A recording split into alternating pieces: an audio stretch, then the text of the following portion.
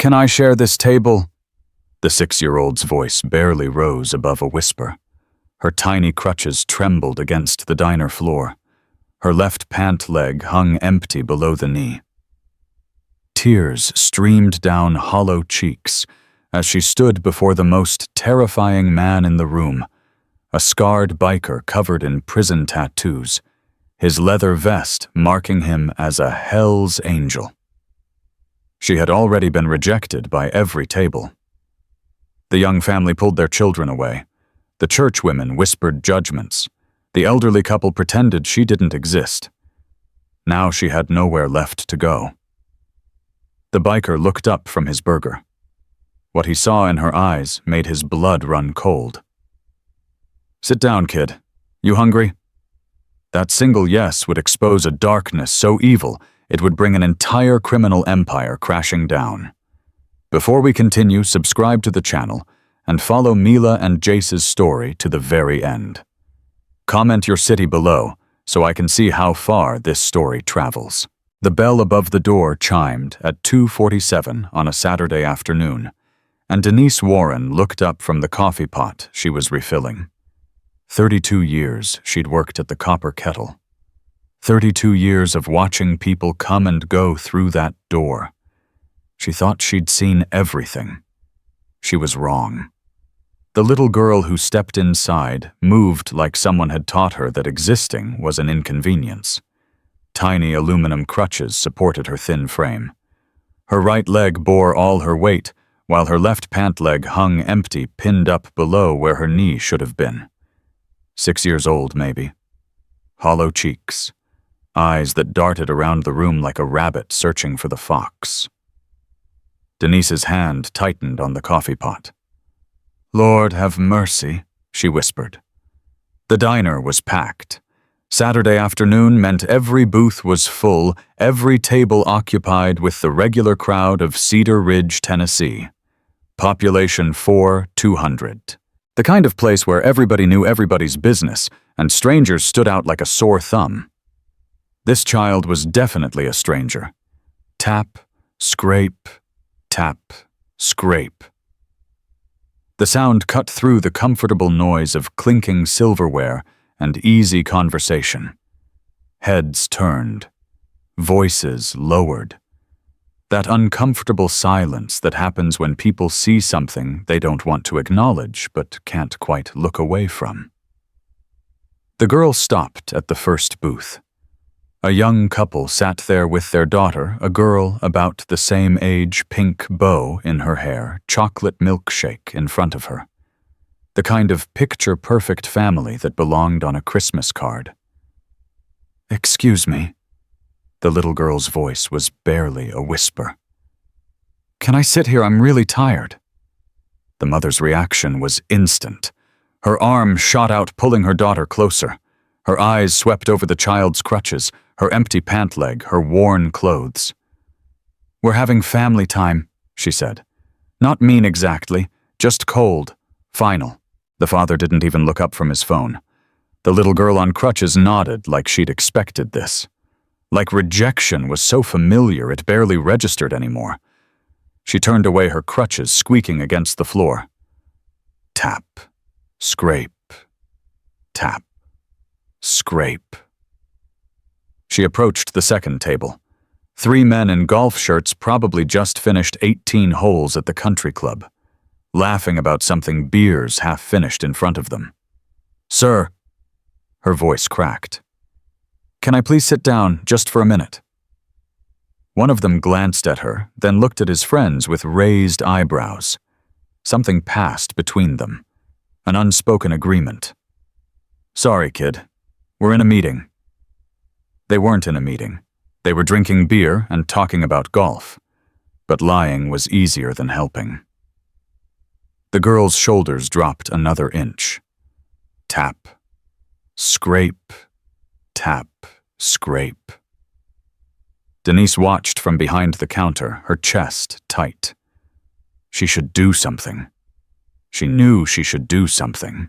But the lunch rush wasn't over, and she had 6 tables waiting for refills, and getting involved in other people's business had never been her strong suit.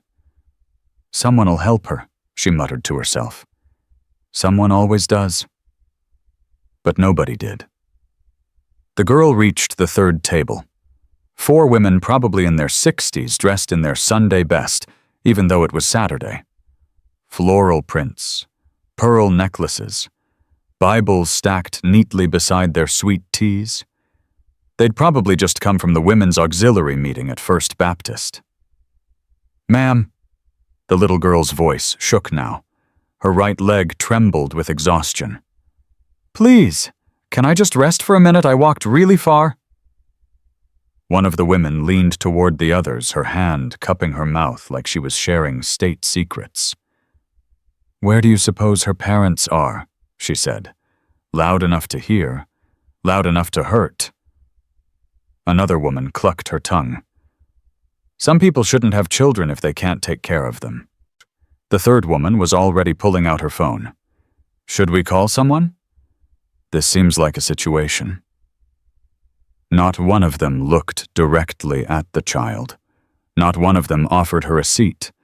Not one of them asked if she was okay. The little girl's face crumpled. Just for a second. Then she rebuilt it brick by brick into something harder. Something that knew better than to expect kindness from strangers. Tap. Scrape. Tap. Scrape. She passed the elderly couple who'd been married 53 years and coming to this diner every Saturday since it opened. They suddenly found their meatloaf fascinating. She passed the table of teenagers who were too absorbed in their phones to notice the world around them. She passed the single mom with 3 kids who had her own problems and couldn't take on anyone else's. Table after table. Rejection after rejection. And then she reached the back corner. Jace Holloway had chosen this seat for a reason. Back to the wall. Clear view of every entrance. Years of survival instinct didn't disappear just because you were eating meatloaf. 45 years old, 6'3", 240 pounds of muscle earned in prison yards and construction sites. His arms were sleeved in ink that told stories he'd never speak out loud, a timeline of mistakes and survival etched permanently into his skin. A scar split his face from temple to jaw, courtesy of a knife fight in Brushy Mountain State Penitentiary 15 years ago. His nose had been broken 4 times, and his knuckles were scarred white from decades of defending himself against men who thought violence was conversation. But it was the vest that made people cross the street. Black leather worn soft with age. The Iron Wolves MC insignia stitched across the back. Patches that meant things to people who understood that world and meant dangerous to everyone else. He'd earned every single one of them, some with blood, some with loyalty, all with years of living a life most people couldn't imagine. He was the president of the Cedar Ridge chapter, had been for 12 years. Before that, he'd been a lot of things: soldier, convict, lost cause. Now he was just a man who wanted to eat his lunch in peace. He heard her coming before he saw her. Tap. Scrape. Tap. Scrape. He looked up from his newspaper. His burger sat half-eaten beside his coffee. He watched as the tiny figure made her way toward him, crutches working overtime, face set with determination, even as her leg shook with exhaustion. She stopped at his table. Their eyes met. Jace had stared down gang leaders, federal agents, men with guns who meant to kill him. But something in this child's eyes made his chest tight in a way he hadn't felt in years. "Mr. Her voice was barely audible, a whisper wrapped in exhaustion and hope that was almost gone. "Can I share this table?" She swallowed hard. Everyone else said no. The diner had gone quiet. Jace could feel the eyes on them. The whole room was watching now, waiting to see what the scary biker would do, probably expecting him to growl at her, chase her away, confirm every assumption they'd ever made about men like him. Jace set down his burger. "Everyone else is an idiot," he said. "Sit down, kid." Her whole body sagged with relief. She maneuvered herself into the booth across from him, leaning her crutches against the wall, wincing as she finally took weight off her trembling leg. "Thank you." She said it like he'd given her a kidney, not a seat. Jace studied her. Tangled hair that hadn't seen a brush in days. Clothes that were clean but worn thin. Cheekbones too sharp for a child her age. And those eyes, brown, huge, carrying weight no 6-year-old should know existed. "When's the last time you ate?" he asked. She thought about it. "I had some crackers. Yesterday, I think." Yesterday. Jace's jaw tightened. He raised his hand. "Denise!" The waitress appeared like she'd been summoned by God himself. "What can I get you, Jace?" "Whatever she wants, on my tab." Denise looked at the little girl, guilt flickering across her face. "What would you like, sweetheart?" The girl stared at the menu on the table like it was written in a foreign language. Like choosing was a skill she'd never learned. I don't know what I'm allowed to have." Something cold settled in Jace's gut. Kids didn't talk like that unless someone had taught them that everything came with conditions.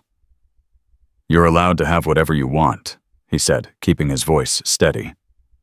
"Burger, chicken, fingers, pancakes. They make good pancakes here." Her eyes went wide. Pancakes for lunch. "Kid, you can have pancakes at midnight if you want. Rules are suggestions." For the first time since she'd walked in, something like a smile flickered across her face. Just a ghost of one. But it was there. "Pancakes, please, with the stuff on top. The syrup." Denise nodded quickly and hurried away, probably grateful to escape the intensity of the moment. Jace leaned back in his booth, arms crossed. The girl sat across from him, impossibly small, looking at his tattoos with curiosity instead of fear. "What's your name, kid?" "Mila." "Mila." He nodded. "I'm Jace. Where are your parents?" The change was instant. Her whole body went rigid. Her eyes dropped to the table. Her small hands curled into fists.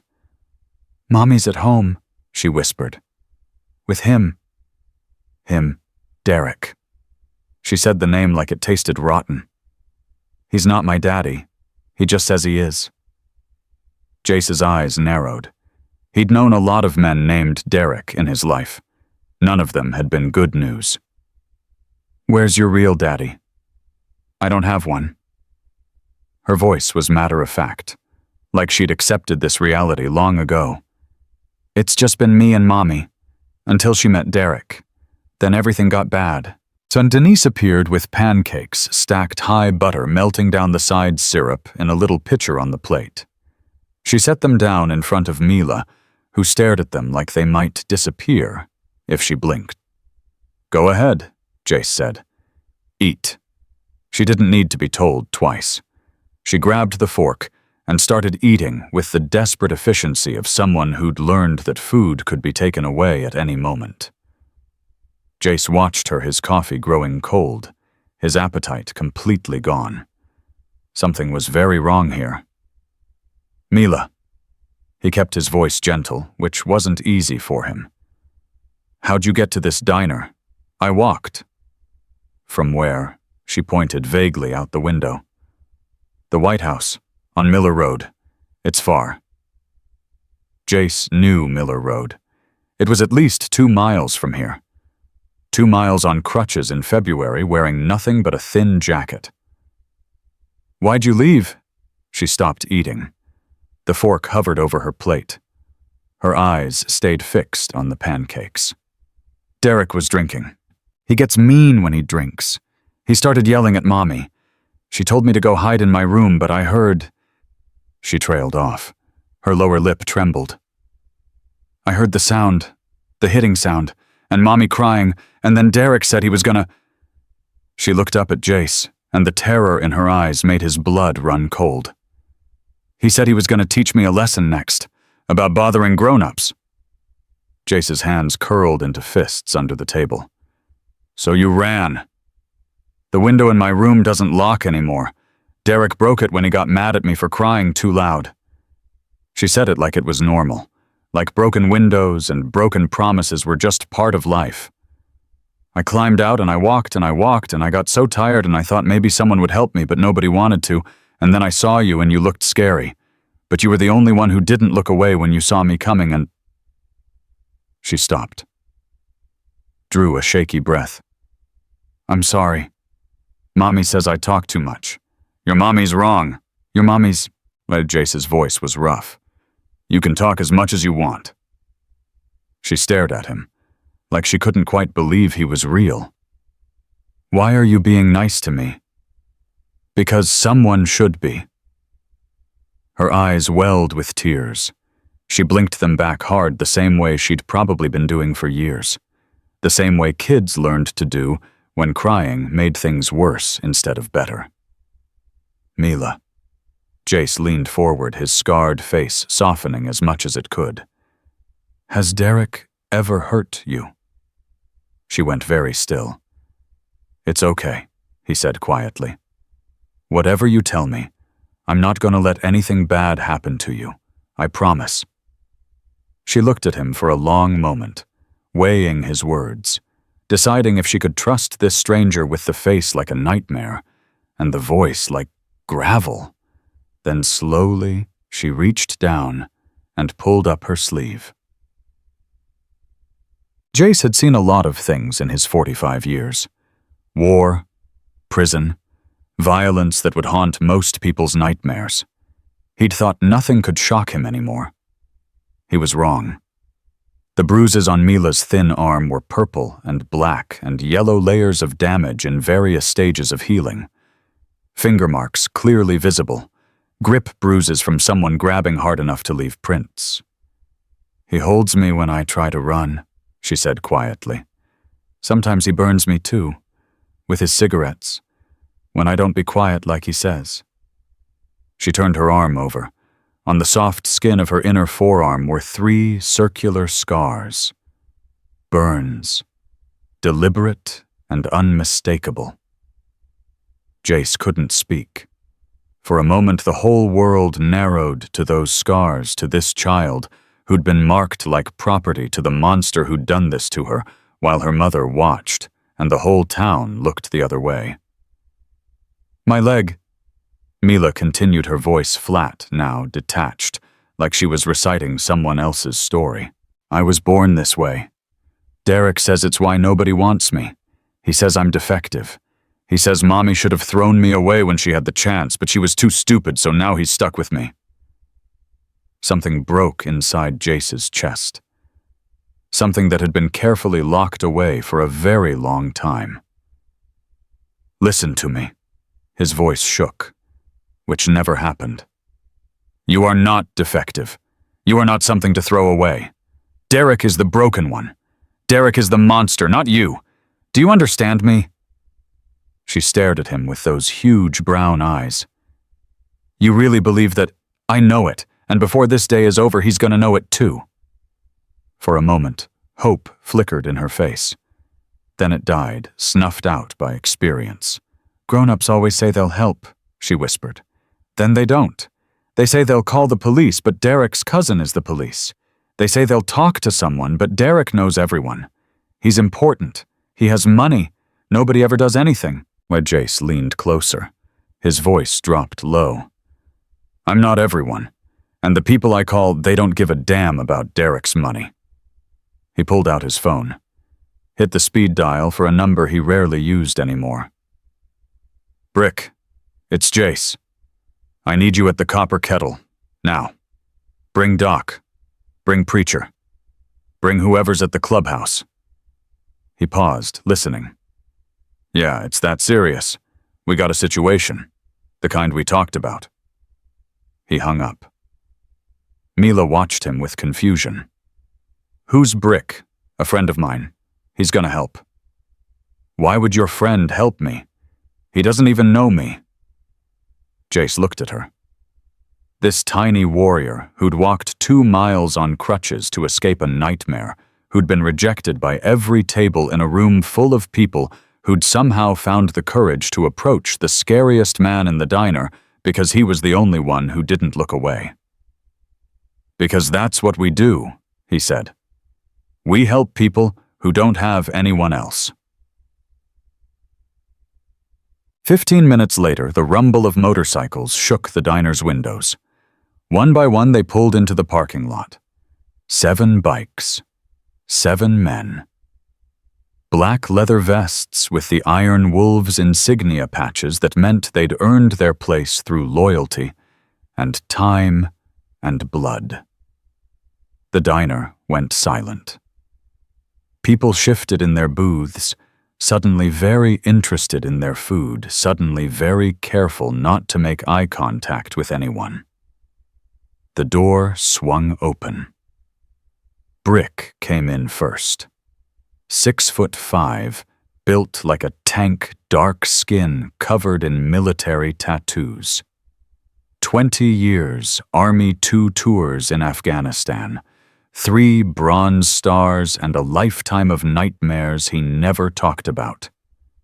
He'd found the Iron Wolves after the VA failed him, and he'd never left.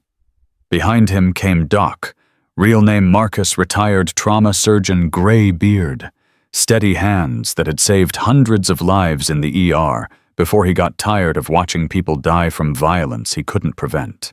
Then Preacher, lean and weathered, 62 years old, spent 20 years as a homicide detective before corruption in his department made him walk away. He'd seen everything humans could do to each other, and it had stripped away any illusions about justice. Mama Rose came last. She wasn't a biker, not technically, but she'd been part of the Iron Wolves family for 30 years. She ran the women's shelter on the edge of town, the only safe place for miles for women trying to escape men who wanted to kill them. They crossed the diner in formation. The other customers pressed back in their seats, fear evident on their faces. The church women clutched their Bibles tighter. The golf club men suddenly had somewhere else to be. Brick reached Jace's table first. His eyes went to Mila, then back to his president. "This her?" Jace nodded once. Brick crouched down to Mila's level. His massive frame should have been terrifying, but his voice was soft as silk. "Hey there, little one. I'm Brick. I heard you've had a pretty rough day." Mila pressed closer to Jace, but she didn't run, didn't scream. Just watched this mountain of a man with wary curiosity. "You're big," she said. Brick smiled. "I get that a lot. You know what else I am? What? Hungry. Those pancakes any good?" Mila looked at her plate, looked back at Brick. Something loosened in her expression. "They're really good. They have the syrup. Man, I love syrup." Brick slid into the booth next to Jace, giving Mila space. The others arranged themselves around the table, creating a wall of leather and muscle between this child and the rest of the world. Doc leaned forward. "Mila, my name is Marcus. My friends call me Doc because I used to be a doctor. Would it be okay if I looked at your arm? Jace said you might have some boo-boos that need checking." Mila looked at Jace. "It's okay," he said. "Doc's good people. He helped patch me up more times than I can count." Slowly, she extended her arm. Doc's face stayed carefully neutral as he examined the bruises, the burns. But Jace had known him for 15 years. He saw the muscle jumping in his jaw, the way his hands trembled slightly before he steadied them. "Sweetheart, I need to see your back too. Can you show me?" Mila hesitated. Then she turned around and lifted her shirt. Mama Rose made a sound like someone had punched her in the stomach. Brick's hands curled into fists. Preacher pulled out a small notebook and started writing. Jace didn't need to see what they were looking at. Their reactions told him everything. "How long, baby?" Mama Rose asked, gently reaching out to lower Mila's shirt back down. How long has he been hurting you? Mila thought about it. Since Mommy and me moved in with him. I was 4, I think. It's hard to remember before. 2 years. Preacher's voice was flat, dangerous. This has been going on for 2 years. Why didn't anyone help? Brick asked, directing the question to no one in particular. Teachers, doctors, neighbors. Derek is careful, Mila said quietly. He only hurts where clothes cover. And when Mommy tried to tell someone once Derek's cousin came to our house, the sheriff, he told Mommy that if she ever lied about Derek again, he'd make sure I got taken away and she'd never see me. Sheriff Wayne Vance, Preacher said. He was writing faster now. Derek Vance's cousin. I remember that piece of work. He was dirty 30 years ago when I was still on the job. Glad to see nothing's changed. So the cops are in on it, Brick said. Child services. Derek's lawyer got every report buried, Mila said. She spoke like she was repeating something she'd overheard. Mommy said so. She said we were trapped. She said there was no way out. There's always a way out, Jace said. His voice was quiet, but it carried the weight of absolute certainty. Sometimes you just need the right people to help you find it. He looked around at his brothers and sisters, these people who'd built their lives on the margins who society had judged and dismissed and feared. These people who understood that sometimes the system was the enemy, and justice had to be taken by those willing to fight for it.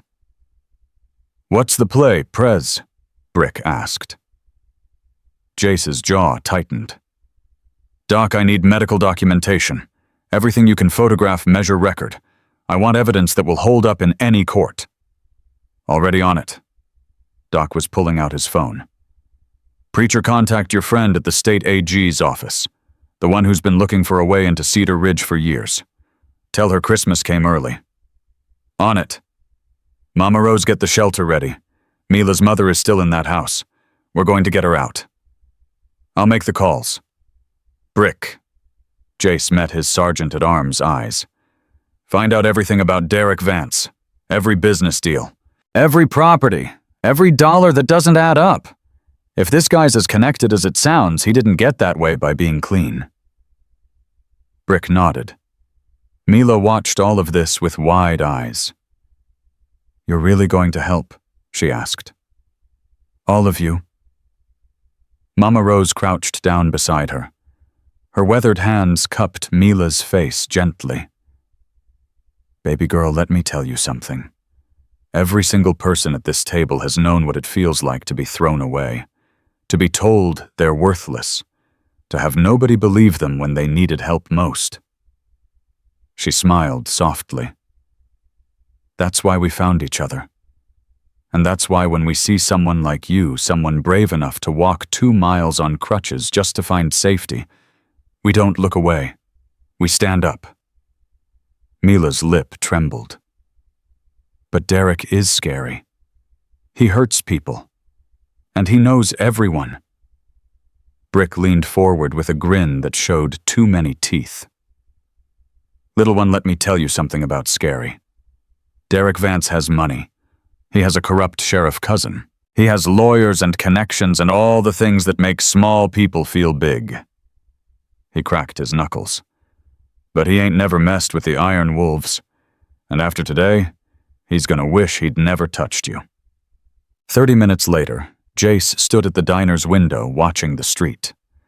Doc was in the back completing his documentation. Preacher was on the phone with the AG's office. Mama Rose was sitting with Mila braiding her tangled hair while telling her stories about butterflies and brave little girls who changed the world. Brick appeared at Jace's shoulder. Intel's coming in. And Derek Vance, 41, real estate developer, owns half the commercial property in Cedar Ridge, including 3 strip malls and an apartment complex on the east side. Brick's voice was low. But that's just the legit stuff. Word is he's been running prescription pills through those properties for years. Fake pharmacies in the strip malls. Distribution center in the apartment basement. Big money. Sheriff knows. Sheriff's in on it. Has been from the start. That's why no one can touch Derek. He's got the law in his pocket. Jace's expression didn't change, but his eyes went cold. Who else? Still digging. But there's whispers about something bigger. Someone above Derek who's calling the shots. Federal interest, maybe. Preacher's contact is going to want to hear this. The door opened. A man in his 30s walked in, wearing a Cedar Ridge Sheriff's Department uniform. Deputy's badge on his chest. He looked around the diner until his eyes landed on Mila. Well, well, there she is. The whole room went tense. The deputy swaggered toward their table, hand resting on his belt like he was walking into a bar in a bad Western movie. Hey there, sweetie. Your daddy's been looking everywhere for you. Let's get you home. Mila shrank back, pressing against Mama Rose. Her face had gone white. He's not my daddy. Now don't be difficult. The deputy reached for her arm. Derek's real worried. Come on, let's... A hand closed around the deputy's wrist. Brick's hand. The deputy froze. She said he's not her daddy. Brick's voice was pleasant enough, but his grip tightened until the deputy winced. Which means you're trying to take a child to someone who's not her legal guardian. That's kidnapping, ain't it, Preacher? Preacher didn't look up from his phone. Sure sounds like it to me. The deputy's face flushed red. You think you bikers can interfere with official police business? I've got the authority to... To what? Jace stepped forward, his voice cutting through like a blade. Drag a 6-year-old girl back to a house where she's been beaten and burned for 2 years. We've got photographs, deputy. Medical documentation. Your cousin's been torturing a child and you're here to help him cover it up. The deputy's eyes darted around the room. Other customers were watching now. Some had their phones out. This is a family matter. Internal affairs. State Attorney General's office is very interested in Cedar Ridge's internal affairs, Preacher said calmly, still writing in his notebook. In fact, I just got off the phone with Assistant A.G. Martinez. She's sending someone down personally. Should be here by morning. The deputy's face went from red to white. You can't. Derek's gonna what? Brick released his wrist. Go ahead and run back to tell him. Tell him the Iron Wolves have the girl. Tell him we're not afraid of his lawyers or his money or his badge-wearing lackeys. Tell him if he so much as thinks about coming near this child again, we'll make sure every federal agency from here to Washington knows about every pill he's pushed and every dollar he's laundered. The deputy stumbled backward. You're making a mistake, he said. Derek Vance has friends everywhere. Powerful friends. You have no idea who you're messing with. Jace smiled. It wasn't a nice smile. Neither does he. The deputy fled. The diner erupted in whispers. The churchwomen were praying now, probably asking forgiveness for failing to help when they had the chance. The elderly couple was leaving money on their table, hurrying out the door. The young family with the little girl in the pink bow was staring at Mila with something that might have been shame. Jace turned back to his people. Clock's ticking. Preacher, I need everything expedited. Doc, finish your documentation. Brick, get me an address on Derek's current location. What about Mila's mother? Mama Rose asked. Jace looked at the little girl, still pressed against Mama Rose's side, watching him with those huge eyes. Mila, I need you to be brave for me. Can you do that? She nodded solemnly. I need you to tell us everything you know about where your mommy is right now. The more you can tell us, the faster we can help her. Mila's hands twisted in her lap. She's at home. Derek doesn't let her leave when he's drinking. He locks all the doors and takes her phone. But... She hesitated. There's a window. In the laundry room. Derek forgot to put locks on it because he never goes in there. Mommy showed it to me. She said if things ever got really bad, that's how we could get out. That's perfect. Jace crouched down to her level, his scarred face softening. You did so good, Mila. You're the bravest kid I've ever met. Braver than you? The question surprised a laugh out of him. Way braver than me? I never walked 2 miles on crutches when I was 6. She almost smiled. Almost. Is Mommy gonna be okay? Jace looked at Brick. A silent conversation passed between them. We're gonna do everything we can, he said. That's a promise. Outside, the rumble of more motorcycles filled the street. The Iron Wolves were gathering. Word had spread. Brothers from the next county. Sisters from the Women's Auxiliary. Friends of friends who'd heard something was happening and wanted to help. Within an hour, there were 20 bikes in the parking lot. Jace stood on the diner's porch, looking at the faces of people who'd built their lives outside the system. Outcasts and misfits and broken people who'd found family in each other. Most of you know why we're here, he said. A 6-year-old girl walked 2 miles today to escape a house where she's been tortured for 2 years. Her mother is still trapped there. The sheriff's department is compromised. The system has failed this family in every way possible. He let that sink in. Tonight we're going to correct that failure. Brick's team will extract the mother. Mama Rose's people will secure safe housing. Doc and Preacher will coordinate with state authorities. The rest of you. His eyes swept the crowd. We need eyes everywhere. Derek Vance is connected. And when he finds out we're coming for him, he's going to try to run. He won't get far, someone called out. No, Jace agreed. He won't. Inside the diner, Mila watched through the window as the man who'd given her a seat when nobody else would stood before an army of leather and chrome and fierce determination. Mama Rose, she asked quietly. Yes, baby. Is this real? Mama Rose pulled her closer. This is as real as it gets, sweetheart. Sometimes when everything seems darkest, that's when the light shows up. You just have to be brave enough to ask for help. I almost didn't, Mila whispered. I almost gave up before I got to his table. But you didn't. But I didn't. Mama Rose kissed the top of her head. That's why you're gonna be just fine. You've got a fighter's heart, just like your new family. Outside, engines roared to life, and somewhere across town, a monster named Derek Vance had no idea that his world was about to come crashing down around him. All because a 6-year-old girl asked to share a table with a biker. The sun had dropped below the tree line when Brick pulled his motorcycle to a stop 3 blocks from Derek Vance's house on Miller Road. Behind him, 2 more bikes killed their engines. Tank and Rico brothers who'd done extractions before, who knew how to move quiet and think fast. Brick pulled out his phone and dialed Jace. We're in position. White House green shutters just like the kid said. Truck's in the driveway. He's home. What about the mother? No visual yet. Curtains are drawn. But there's movement inside. Shadows passing the windows. How many? Hard to tell. At least 2. Maybe 3. Jace's voice went hard. 3 means he's got company. Could be the deputy.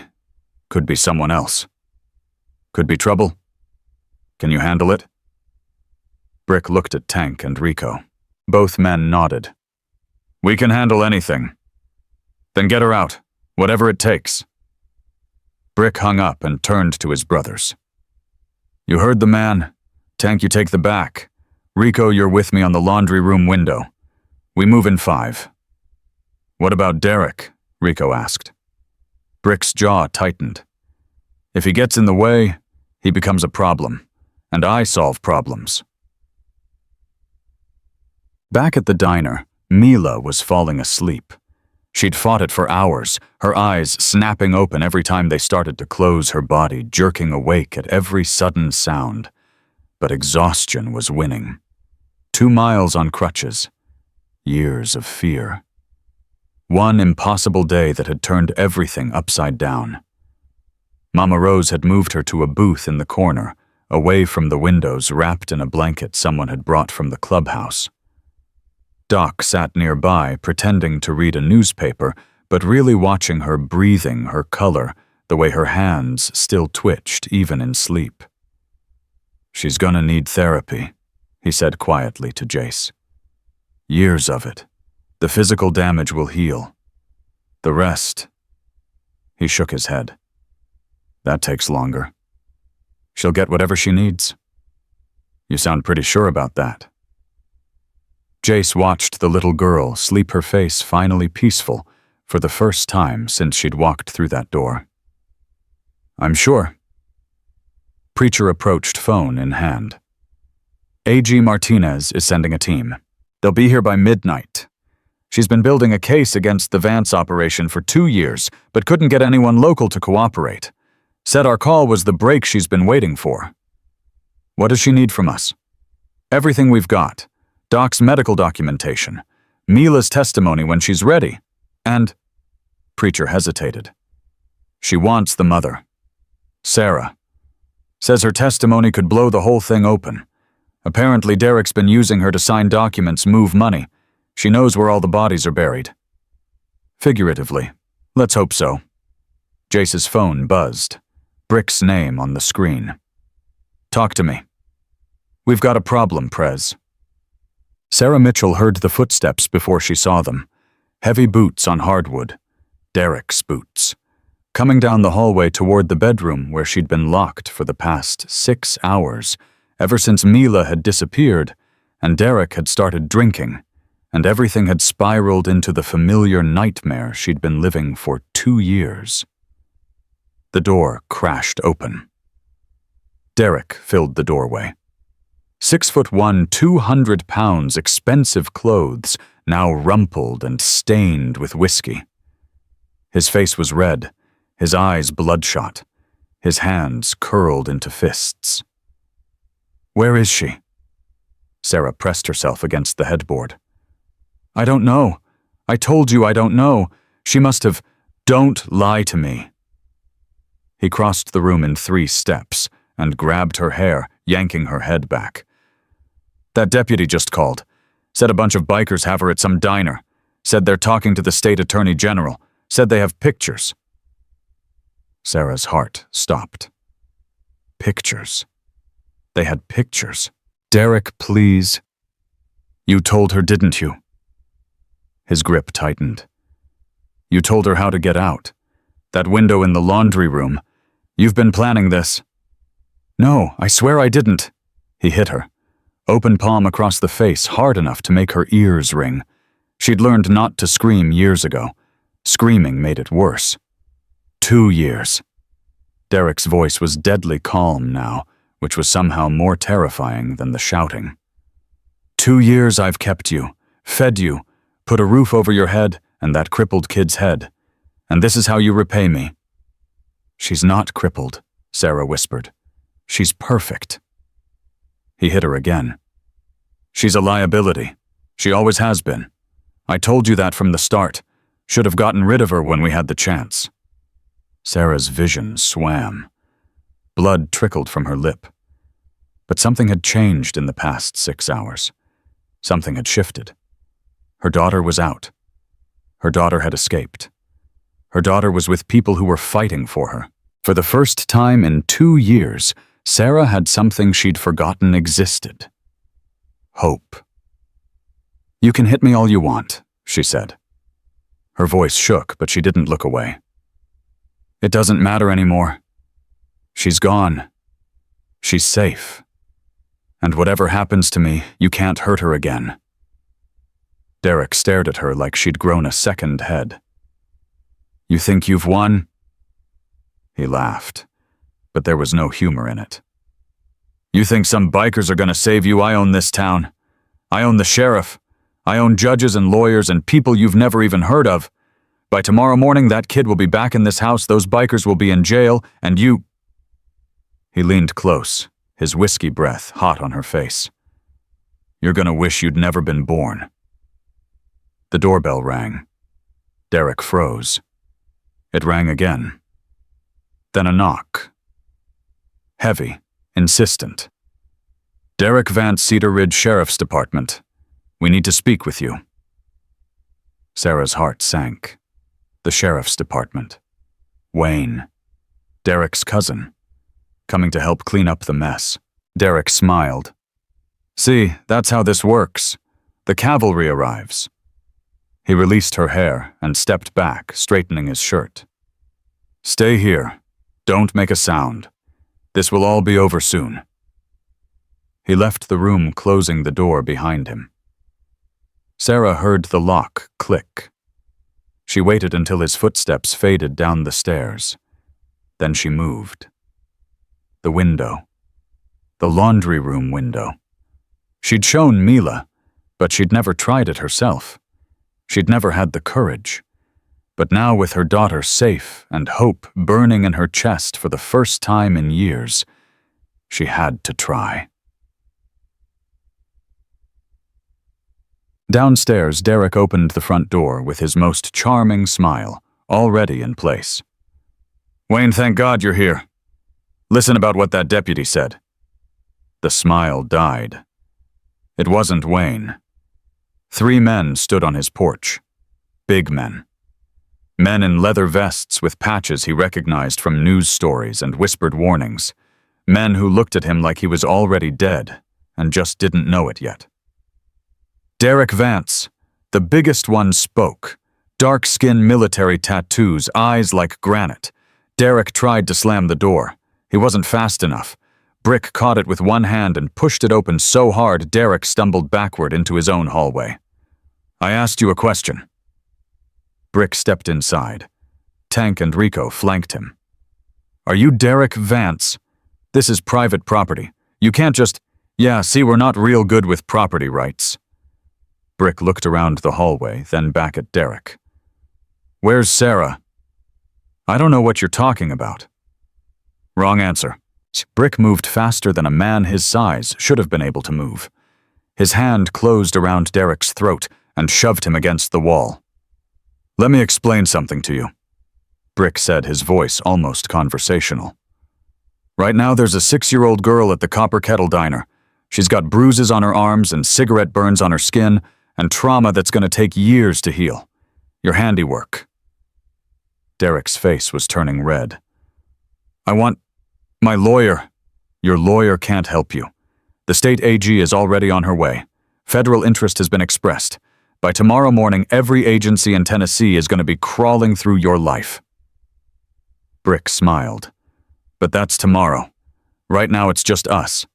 And I'm only going to ask one more time. Where is Sarah?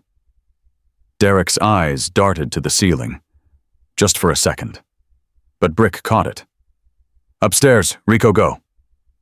Rico took the stairs 3 at a time. Tank stayed by the door, watching the street. Brick released Derek's throat just enough to let him breathe. You're making a mistake, Derek gasped. You have no idea who I work for. The people above me will throw you under the bus the second things get hot. That's how people like that operate. You're a tool to them, a useful idiot. And useful idiots are expendable. Heavy footsteps on the stairs. Rico appeared on the landing, his face grim, so... She's not up there. Bedroom's empty. But the window's open. Brick's eyes snapped to Derek. Where would she go? Derek laughed. Actually laughed. You think she ran, Sarah? She doesn't have the spine. She's probably hiding in a closet somewhere, waiting for me to tell her it's okay to come out. Brick hit him. Not hard enough to knock him out. Just hard enough to make his point. You don't talk about her like that. You don't talk about either of them like that ever again. His phone buzzed. Jace. Brick, report. Target secured. Mother's not here. Rico says she went out a window. She's running. Find her. On it. Brick looked at Tank. Stay with this piece of garbage. Rico, you're with me. What about the sheriff?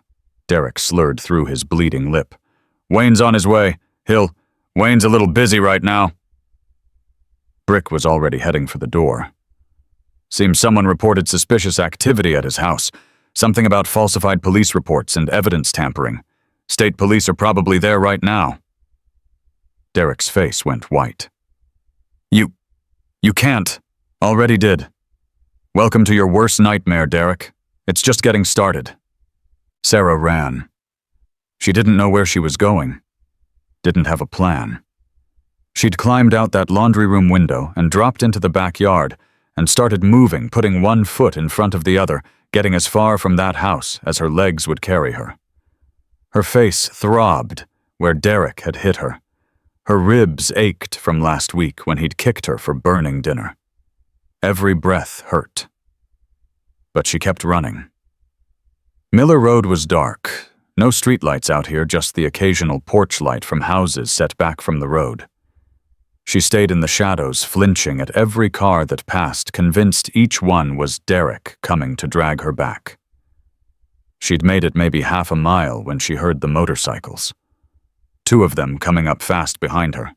She dove off the road into someone's bushes, pressing herself flat against the ground, trying to disappear. The bikes slowed. Stopped. Sarah Mitchell.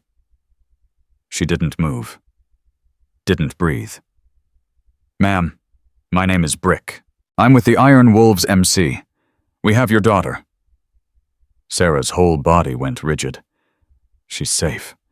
She's at the Copper Kettle Diner with our people. She's been asking for you. It could be a trick. Derek was clever. He could have paid these men, sent them to find her, bring her back. She told us about the laundry room window. She told us you showed it to her. You're the one who gave her a way out. Sarah's eyes stung with tears. Ma'am, I know you're scared. I know you've got no reason to trust strangers, but I promise you on my life, on everything I believe in, we're here to help. Your daughter needs you. Will you come with us? Slowly, painfully, Sarah pushed herself up from the bushes. Her clothes were torn. Her face was swelling. She looked like exactly what she was, a woman who'd been beaten down for years and was finally fighting her way back up.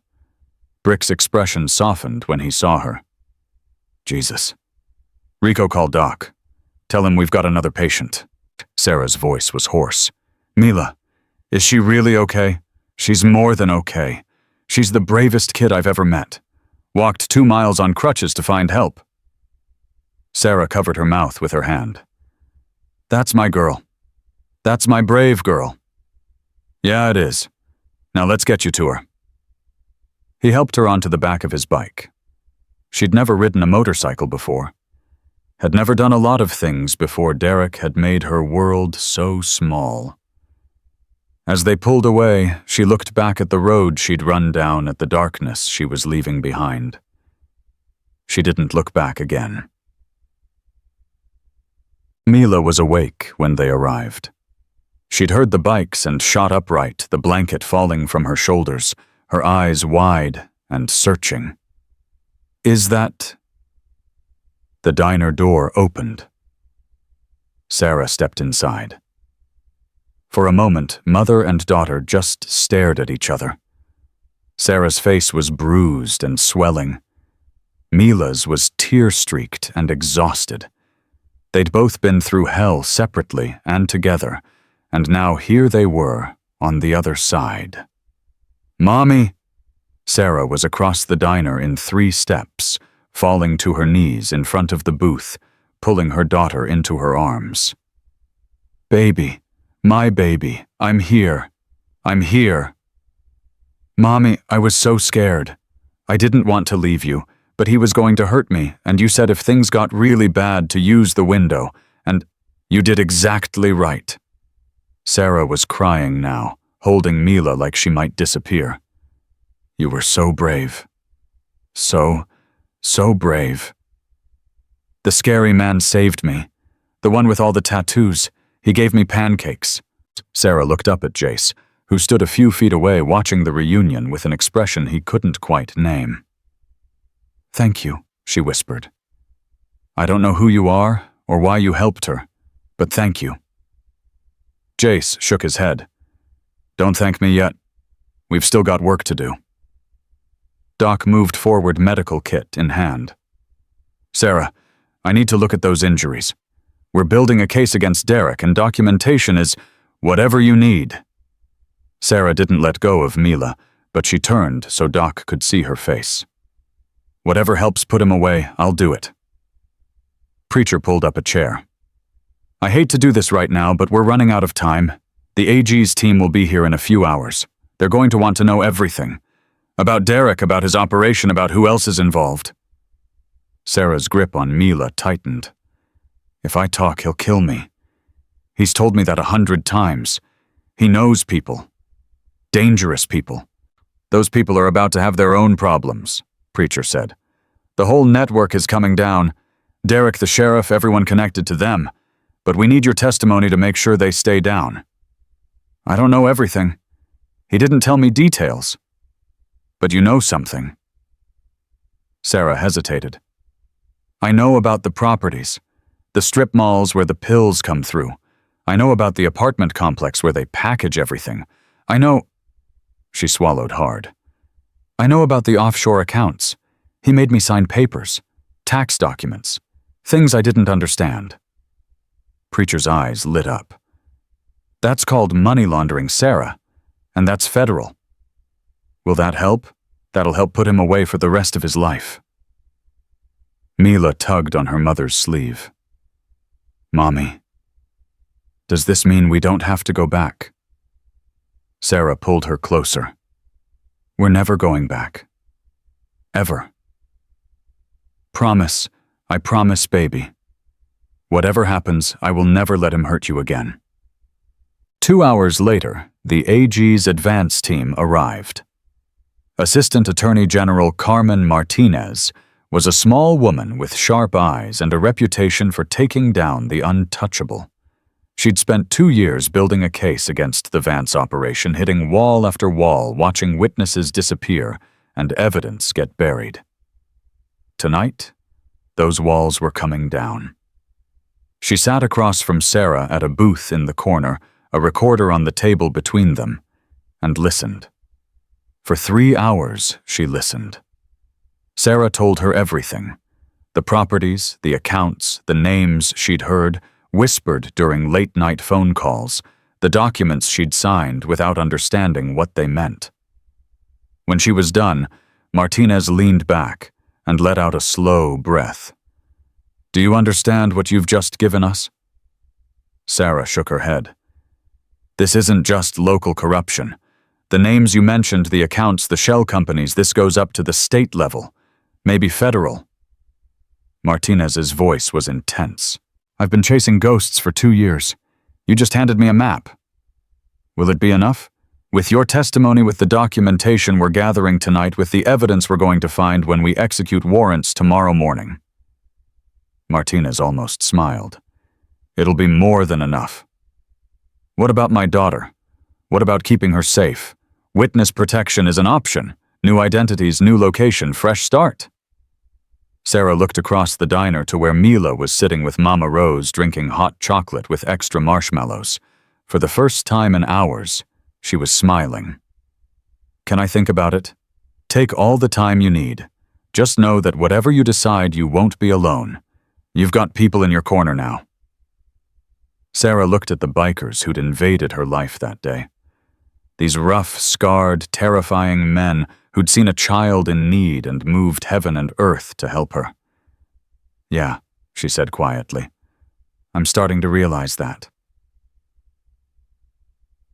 Outside, Jace stood in the parking lot, phone pressed to his ear. What do you mean he's gone? Brick's voice crackled through the speaker. I mean, Tank turned his back for 2 minutes and Derek was out the back door. He had a car stashed in the garage we didn't know about. By the time we realized he was gone. Jace's free hand curled into a fist. Any idea where he's headed? Rico's checking traffic cameras, but this isn't exactly a surveillance state out here. He could be anywhere. He's gonna run. He knows it's over. He's gonna try to get out of the state, maybe out of the country. Want me to put out the word? Jace thought about it. Derek Vance running scared with everything closing in around him. A desperate man with resources and connections and nothing left to lose. Dangerous. Put out the word. Every chapter, every ally, every friend we've got between here and the border. Derek Vance doesn't get away. Not after what he did to that little girl. And if we find him? Hold him for the feds. We're not judge and jury. We're just the net. Understood. Jace hung up and stared at the night sky. Stars were coming out bright and cold and indifferent to the drama playing out below. The diner door opened behind him. Jace, Mila's voice, small and uncertain. He turned. She stood in the doorway on her crutches, blanket wrapped around her shoulders, that hot chocolate still clutched in one hand. Hey, kid, you should be resting. I can't sleep. She hobbled toward him, her crutches clicking on the concrete. My brain won't stop thinking. Yeah, I know that feeling. She stopped beside him, looking up at the same stars. Jace, is Derek going to come back? He should lie. Tell her no, everything's fine, go back inside. But something about this kid demanded honesty. He ran away. We're looking for him. Mila absorbed this. Are you scared? No. Why not? Jace looked down at her. This tiny warrior who'd walked 2 miles to find help, who'd been braver than grown men 3 times her size, who'd somehow seen something in him worth trusting when everyone else looked away. Because I've got people. People who fight with me, watch my back, help me when things get hard. He crouched down to her level. And now you've got people too. A whole bunch of us. And we're not going to let anything bad happen to you. Promise. I don't make promises I can't keep. So yeah, promise. She stared at him for a long moment. Then she did something that caught him completely off guard. She reached out and touched the scar on his face. The one that ran from temple to jaw, that made people cross the street, that had become so much a part of him he forgot it was there. Does it hurt? Not anymore. How did you get it? A bad man gave it to me a long time ago. Did you fight back? Eventually. Did you win? Jace thought about all the fights he'd won and lost over the years, all the scars visible and invisible, all the ways he'd been broken and put himself back together. I'm still here, he said, so I guess that means yes. Mila nodded slowly. I want to fight back too, against Derek, against everyone who hurt me and Mommy. You already are. Every day you wake up and keep going, that's fighting back. Every time you're brave when you want to give up, that's fighting back. He stood his knees protesting. The biggest fight isn't against the bad guys, kid. It's against the voice in your head that tells you to quit. And you've been winning that fight your whole life. Mila's eyes welled with tears. Nobody ever told me that before. Well, I'm telling you now. And I'm always right, so you can take it to the bank. She laughed, a real laugh wet with tears but genuine. You're not always right. I'm right about this. The diner door opened again. Sarah stepped out, worry creasing her face until she spotted them. Mila, baby, you need to rest. I know, Mommy. Mila looked up at Jace one more time. Thank you. For the pancakes. And for everything else. Anytime, kid. She hobbled back to her mother, who wrapped an arm around her shoulders and guided her inside. At the door, Sarah paused and looked back at Jace. You didn't have to do any of this, she said. You don't know us. You don't owe us anything. Jace shrugged. That's not why you help people. Then why? He thought about it. Really thought about it. Because someone should. And because I was standing there when she needed someone. He looked away. In my experience, that's usually how it works. You don't go looking for the moment that changes everything. It just walks through the door and asks to share your table. Sarah's eyes glistened. She nodded once, then disappeared inside. Jace stood alone in the parking lot, surrounded by motorcycles and silence, and waited for news about a monster who was still out there somewhere in the dark. At 3:47 a.m., his phone rang. "Jace," Brick's voice was tight. "We found him." "Where?" "You're not going to believe this." "Try me." "He's heading back, toward Cedar Ridge. He's got a gun, and he's making calls. Whatever he's planning, he's not running anymore." Jace's blood went cold. "What kind of calls?" "Sheriff's Department calls. At least 3 deputies still loyal to Wayne, and something else we intercepted a text. It's an address." Brick paused. "It's the diner, Jace. He's coming here."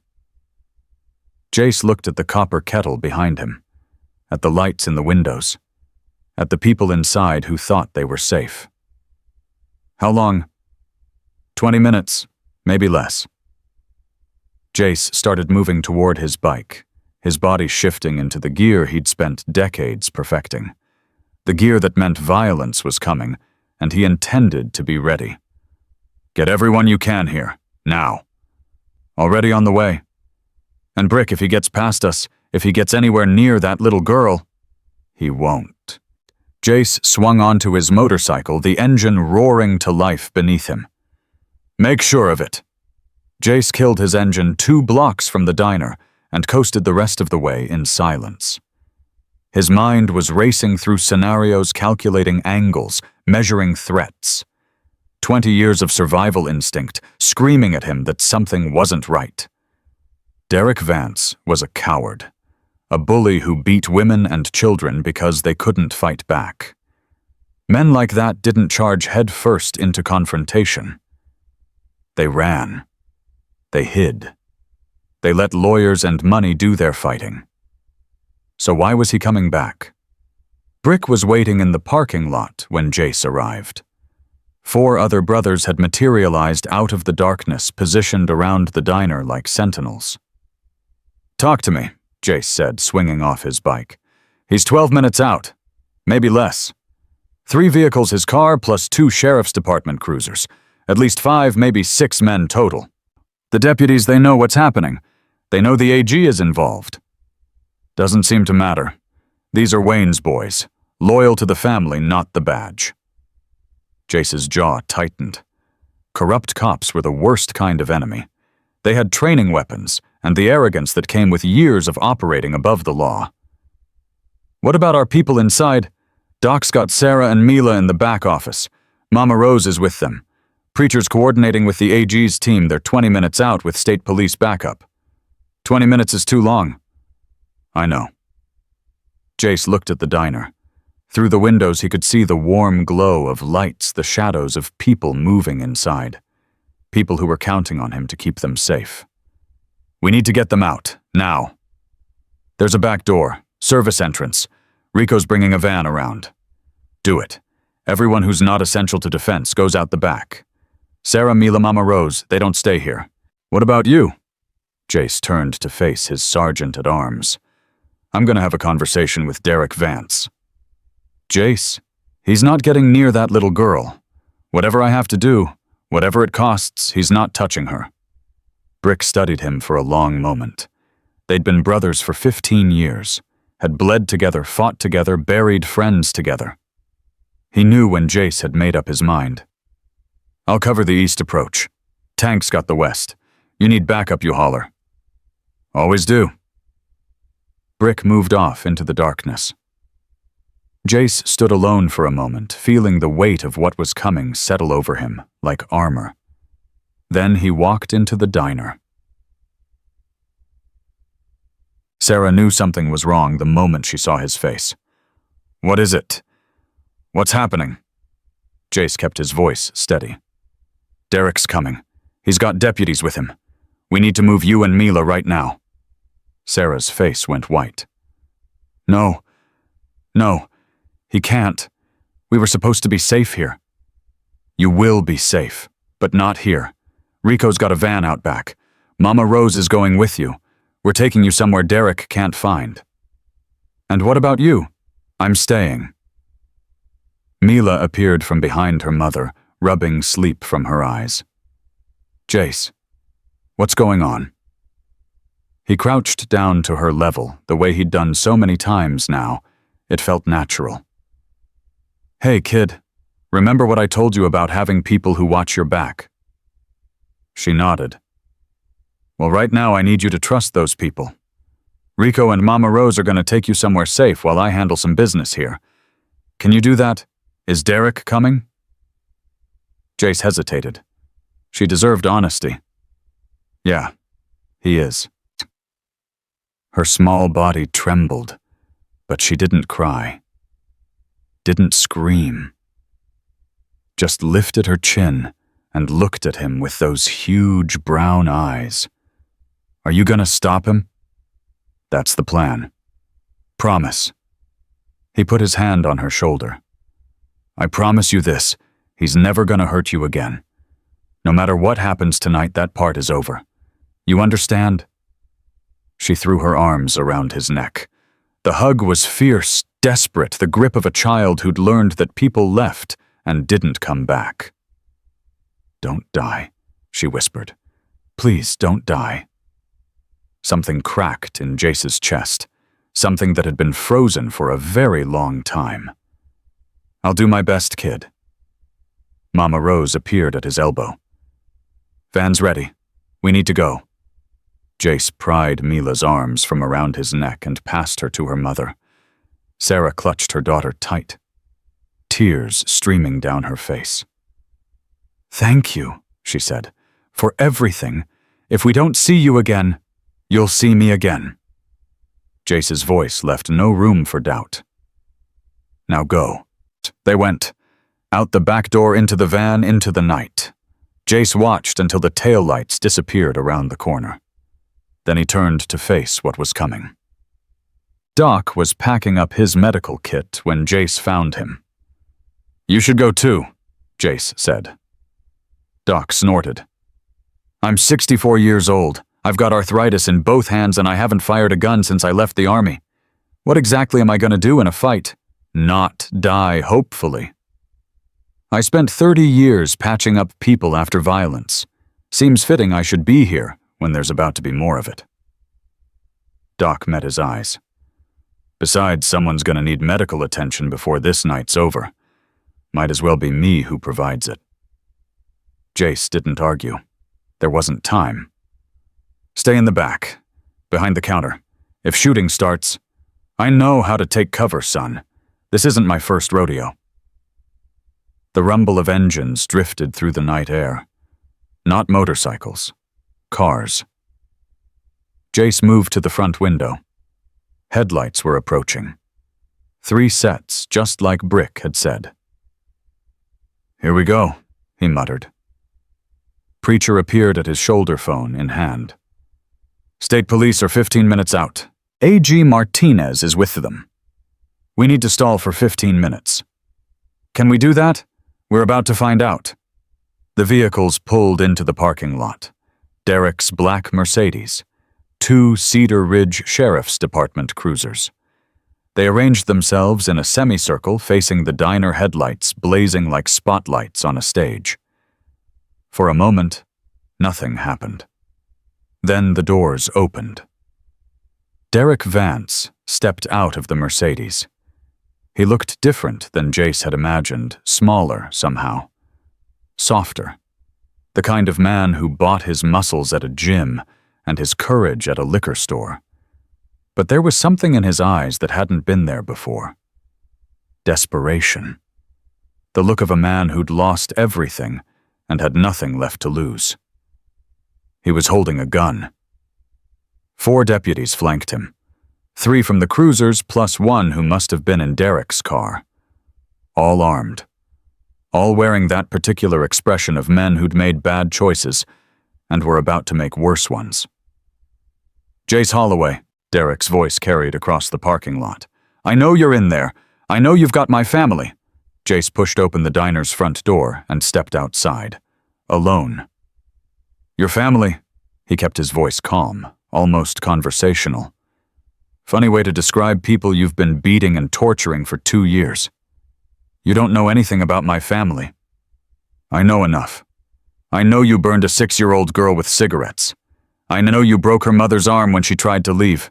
I know you've been hiding behind your cousin's badge while you run drugs through half the county. Jace spread his hands. How am I doing so far? Derek's face contorted with rage. You think you can just swoop in and take what's mine? You think some biker trash can interfere with my business? I think your business is over. State AG's got everything. Your accounts, your properties, your whole operation. By morning, you'll be in federal custody. Then I've got nothing to lose, do I? He raised the gun. Jace didn't move, didn't flinch. Just stood there a clear target, drawing every eye. You shoot me, it doesn't change anything. Sarah and Mila are gone. They're safe. You'll never find them. And you'll spend the rest of your life in prison knowing they're out there somewhere free of you forever. Shut up. Your cousin Wayne's already in custody. 3 of his deputies flipped within an hour. Everyone you thought was loyal, they're making deals right now trying to save themselves. I said, shut up. You're alone, Derek. You've always been alone. Men like you always are. Because you don't know how to love anything. You only know how to own it. Control it. Destroy it when it won't bend. Derek's hand was shaking now. The gun wavered in his grip. I'm going to kill you, he said. Then I'm going to find Sarah and Mila. I don't care how long it takes. I don't care where they go. I will find them. And I will... You won't. A new voice. Female. Strong. Sarah stepped out of the shadows at the side of the building. Jace's heart stopped. Sarah, what are you... I told Rico to stop the van. She walked forward past Jace toward her tormentor. Her face was still bruised. Her body still bore the marks of his cruelty. But her eyes were clear, steady, unafraid. Sarah. Derek's voice softened, shifted into something almost pleading. Baby, listen to me. We can work this out. Whatever they've told you, whatever lies they've... Lies. Sarah laughed, and it was a sound like breaking glass. You beat me for 2 years. You terrorized my daughter. You made us prisoners in our own home. And you think there are lies anyone could tell that would be worse than the truth of living with you. I loved you. You don't know what love is. Her voice rose, cracking with years of suppressed fury. Love doesn't leave bruises. Love doesn't burn a child. Love doesn't lock people in rooms and take their phones and threaten to kill them if they try to leave. Sarah, please. No. You don't get to please me anymore. You don't get to apologize or explain or charm your way out of this. It's over, Derek. Do you understand? It's over. Derek stared at her. Something shifted in his face. The desperation curdled into something uglier. If I can't have you, he said slowly, nobody can. He swung the gun toward Sarah. 3 things happened at once. Jace lunged forward, putting himself between Sarah and the weapon. Brick emerged from the darkness and tackled the nearest deputy. And Mila's voice cut through the chaos like a knife. Leave my mommy alone. Nobody had seen her slip out of the van. Nobody had noticed her making her way back to the diner on her crutches, moving through shadows driven by a 6-year-old's desperate need to protect her mother. She stood at the corner of the building, small and fierce and absolutely terrified, screaming at the monster who had haunted her nightmares for 2 years. Derek froze. For a moment, the whole world froze. Mila, Sarah breathed. No, baby, go back. She's not going anywhere. Derek's voice had changed. Gone cold. He swung the gun toward the little girl. Neither are any of you. Derek, don't! Sarah tried to move, but one of the deputies grabbed her arm. You want to play hero? Derek sneered at Jace. You want to save the poor little cripple and her pathetic mother, fine. Watch this.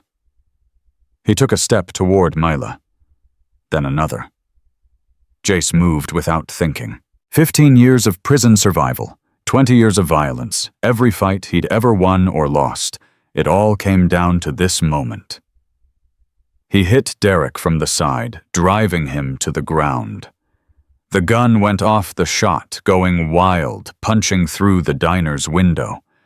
They rolled across the asphalt, grappling for control of the weapon. Derek was soft. Jace had been right about that. But desperation gave him strength, and the gun was still in his hand, and the second shot caught Jace in the shoulder. Pain exploded through him, white-hot and blinding. He felt his grip loosen, felt Derek scrambling away, felt the warm rush of blood soaking his shirt. "Jace!" Brick's voice somewhere distant. "Stay back!" Derek was on his feet now, gun trained on Jace's chest. "Everyone stay back, or I finish him!" The world was going fuzzy at the edges. Jace pressed his hand against his shoulder, trying to slow the bleeding, trying to stay conscious. "You lose," Derek said. "You understand you tried to be a hero and you lost." "Did I?" Jace's voice was weak, but he managed a bloody smile. "What? Well, look around." Derek looked. The parking lot was surrounded. Not just the iron wolves, though they were there materializing from every shadow, but other people too. Townspeople. The cook from the diner wielding a cast-iron skillet. The elderly couple who'd ignored Mila, now standing with baseball bats. The young mother who'd turned her away holding her phone up and recording everything. Even the church women were there, standing in their Sunday best at 4 a.m, faces set with determination. "What is this?" Derek's voice cracked. "This is what happens," Jace said, "when you hurt a child in front of a whole town. They might look away at first. They might pretend they don't see. But eventually," he coughed blood on his lips, "eventually they remember what they're supposed to be." "You're all going to jail," Derek screamed, waving his gun at the crowd. "All of you, this is obstruction. This is sirens. Distant but approaching fast. A lot of them." "That'll be the state police," Preacher said calmly, stepping forward from the crowd. "Along with Assistant AG Martinez and her team. I believe you're familiar with the concept of federal jurisdiction." Derek's face went white. No, this isn't. I have rights. I have lawyers." "You have the right to remain silent." The voice came from behind him. A woman in a dark suit, flanked by uniformed officers. "I'd strongly recommend you exercise it. Derek Vance, you're under arrest for assault, kidnapping, child abuse, drug trafficking, money laundering, and—" She paused to count on her fingers. "Actually, let's just say we'll be adding charges as we go. We've got time." "This is a mistake." Derek's voice had gone high and thin. "Do you know who I am? Do you know who I work for? We know exactly who you work for. We've been building cases against them for years. Thank you for giving us the final piece of the puzzle." 2 officers moved forward. Derek lunged away from them and found himself face to face with Brick. "Go ahead," Brick said softly. "Run." Derek didn't run. They cuffed him right there in the parking lot, surrounded by bikers and townspeople, and the small girl on crutches who'd brought his empire crashing down. The ambulance arrived 7 minutes later. Jace was fading in and out of consciousness by then. Doc had done what he could with limited supplies, but the bullet had gone through clean, and blood loss was becoming critical. "Stay with me, Prez," Brick's voice close to his ear. "Medics are almost here." "Mila," Jace mumbled. "Is she? She's fine. She's right here." A small hand slipped into his. Warm. Trembling. Alive. "Jace. Jace, you have to wake up." He forced his eyes open. Mila was kneeling beside him, tears streaming down her face, both her hands wrapped around his bloody one. "Hey, kid. You got shot. Noticed that. You said you wouldn't die. I said, he had to stop, gather his strength. I said I'd do my best. That's not good enough, her voice cracked. You promised. You promised you'd see us again.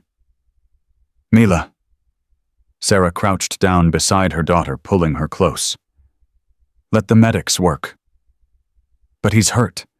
He's hurt because of us. No. Jace's voice was barely a whisper now. Hurt because of him. Because of Derek. Never because of you. He squeezed her hand as hard as he could, which wasn't hard at all. Best thing I ever did. Letting you share my table. The medics arrived. Hands pulled him onto a stretcher. Voices shouted medical terminology he didn't understand. The world dissolved into flashing lights and movement, and Mila's voice calling his name as they loaded him into the ambulance.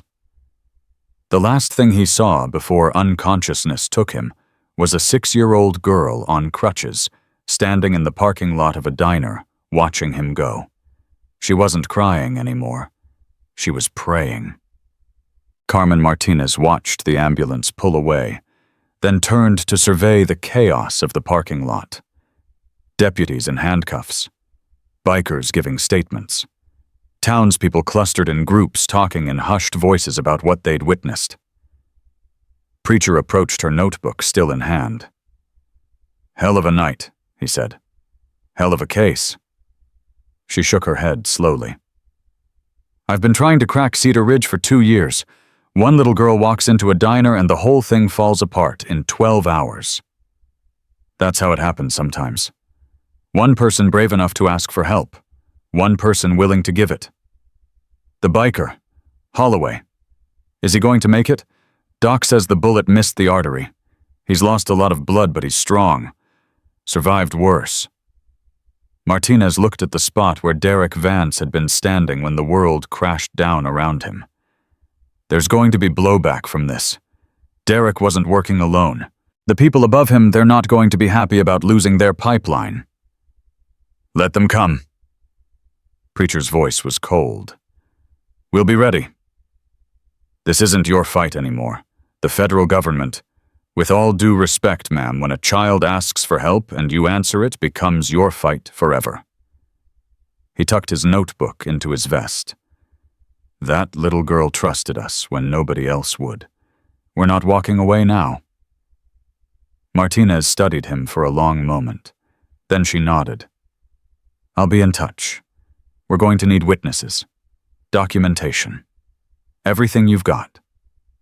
You'll have it. She turned to leave, then paused. The mother. Sarah. What happens to her now?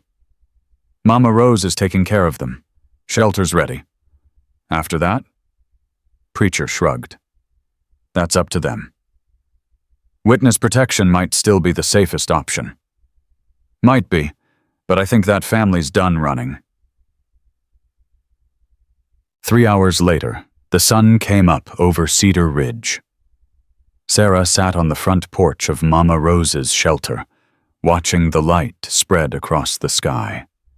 Mila was finally asleep inside, exhausted beyond words, clutching a stuffed bear someone had given her. The world felt different this morning. Lighter, somehow.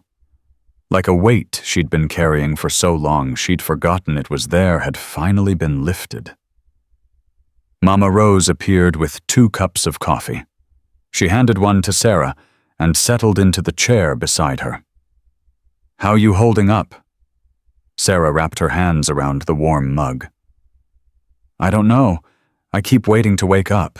Keep waiting for someone to tell me this was all a dream and I have to go back. It's not a dream. Derek's in federal custody. His whole operation is being dismantled. You and Mila are safe. Safe. Sarah tested the word like it was foreign. I don't think I remember what that feels like. You'll learn again. Takes time, but you learn. They sat in silence for a while, watching the sunrise. Jace, Sarah said finally. Have you heard anything? Brick called an hour ago. He's out of surgery. Lost a lot of blood, but they got the bullet out clean. He's gonna be okay. Sarah closed her eyes. Relief washed through her, so intense it was almost painful. He saved our lives. He did what he does, what they all do, find people who need help and help them. Mama Rose sipped her coffee. That's what the Iron Wolves are about. Always has been. Underneath the leather and the tattoos and the scary faces, they're just people who know what it feels like to be thrown away. So they pick up the pieces when they find them. I don't know how to thank them. You don't have to thank them. Just— Mama Rose paused, choosing her words carefully. Just live. That's all they want. For you and Mila to have a life. A real life, not the prison Derek kept you in. Get up every day, take care of your daughter, find out who you are when you're not afraid anymore. That's the best thank you any of them could ask for. The front door creaked open. Mila stood there on her crutches, hair tangled, eyes still heavy with sleep. Mommy. I'm here, baby. What's wrong? Mila hobbled out onto the porch. I had a dream about Jace. He was okay. He was smiling. Sarah pulled her daughter onto her lap, crutches and all. Jace is going to be fine. They fixed him up at the hospital. Really? Really? We can go see him later if you want. Mila nodded fiercely. Then she looked out at the sunrise, her face soft with wonder. Mommy, yes, baby. Is this what safe feels like? Sarah's throat tightened. She pressed her lips to her daughter's hair, breathing in the scent of her, feeling the warmth of her small body. Yeah, baby.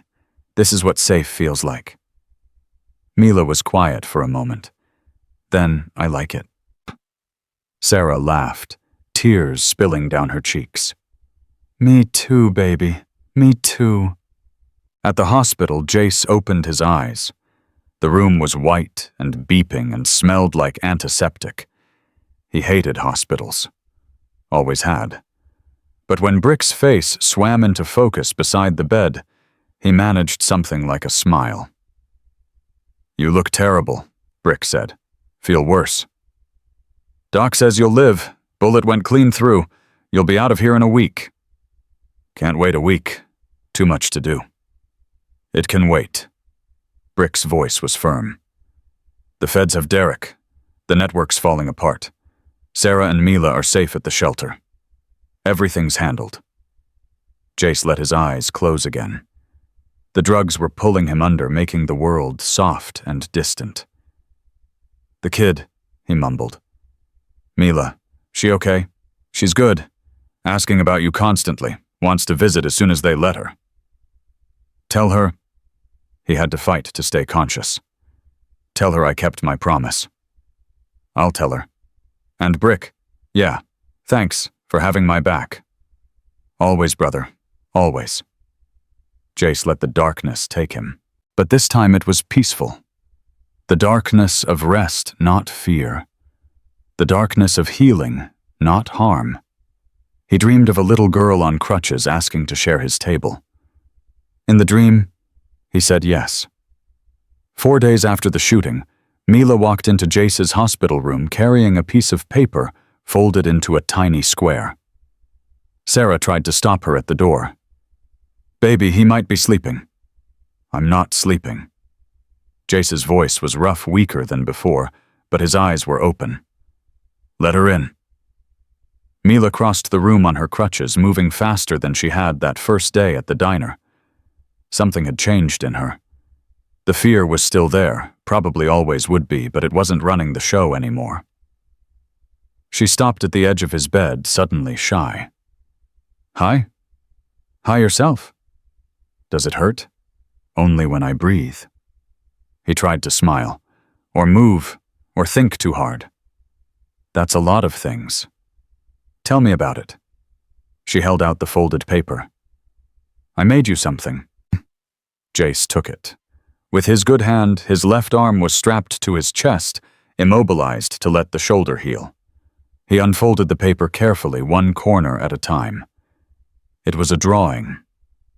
Crayon on white paper, the kind of art only a 6-year-old could create. 3 figures standing in front of a building. A tall man covered in scribbled tattoos. A woman with yellow hair. A small girl with 1 leg and 2 crutches. Above them, in careful letters that must have taken her forever to write, were 2 words, "My Heroes." Jace stared at it for a long time. His jaw worked like he was trying to swallow something that wouldn't go down. "Mila," his voice cracked. I know it's not very good. The legs are too long and I couldn't get your face right because of all the scars, but it's perfect." She looked up at him, uncertain. Really? Really? Best thing anyone's ever given me." Her face split into a grin so wide it transformed her entirely. For just a moment, she looked exactly like what she was supposed to be, a happy 6-year-old kid, innocent and hopeful and free. "Mommy helped me with the letters. I can write my name by myself, but Heroes has too many letters. Your mommy's pretty smart." Sarah stepped forward, her hand finding Mila's shoulder. "She wouldn't let me rest until we came. Been asking every hour if it was time to visit yet. Sorry for the trouble." "Don't you dare apologize." Sarah's voice was fierce. "You took a bullet for us, for my daughter. I don't care if she wants to visit every day for the rest of her life, you've earned it." Jace didn't know what to say to that. He'd never been good with gratitude, never known how to accept kindness without feeling like he owed something in return. Mila saved him from having to respond. "Jace, can I ask you something? Anything, kid. When you get better, where will you go?" He blinked. "What do you mean?" "I mean, do you have a house, a family, someone to take care of you?" The questions were so earnest, so genuinely concerned, that Jace felt something crack open in his chest again.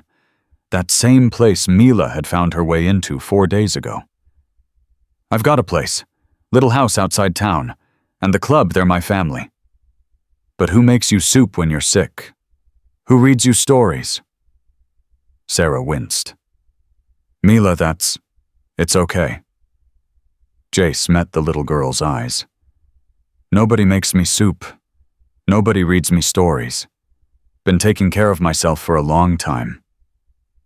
Mila's face crumpled with something that looked like sorrow. "That's really sad.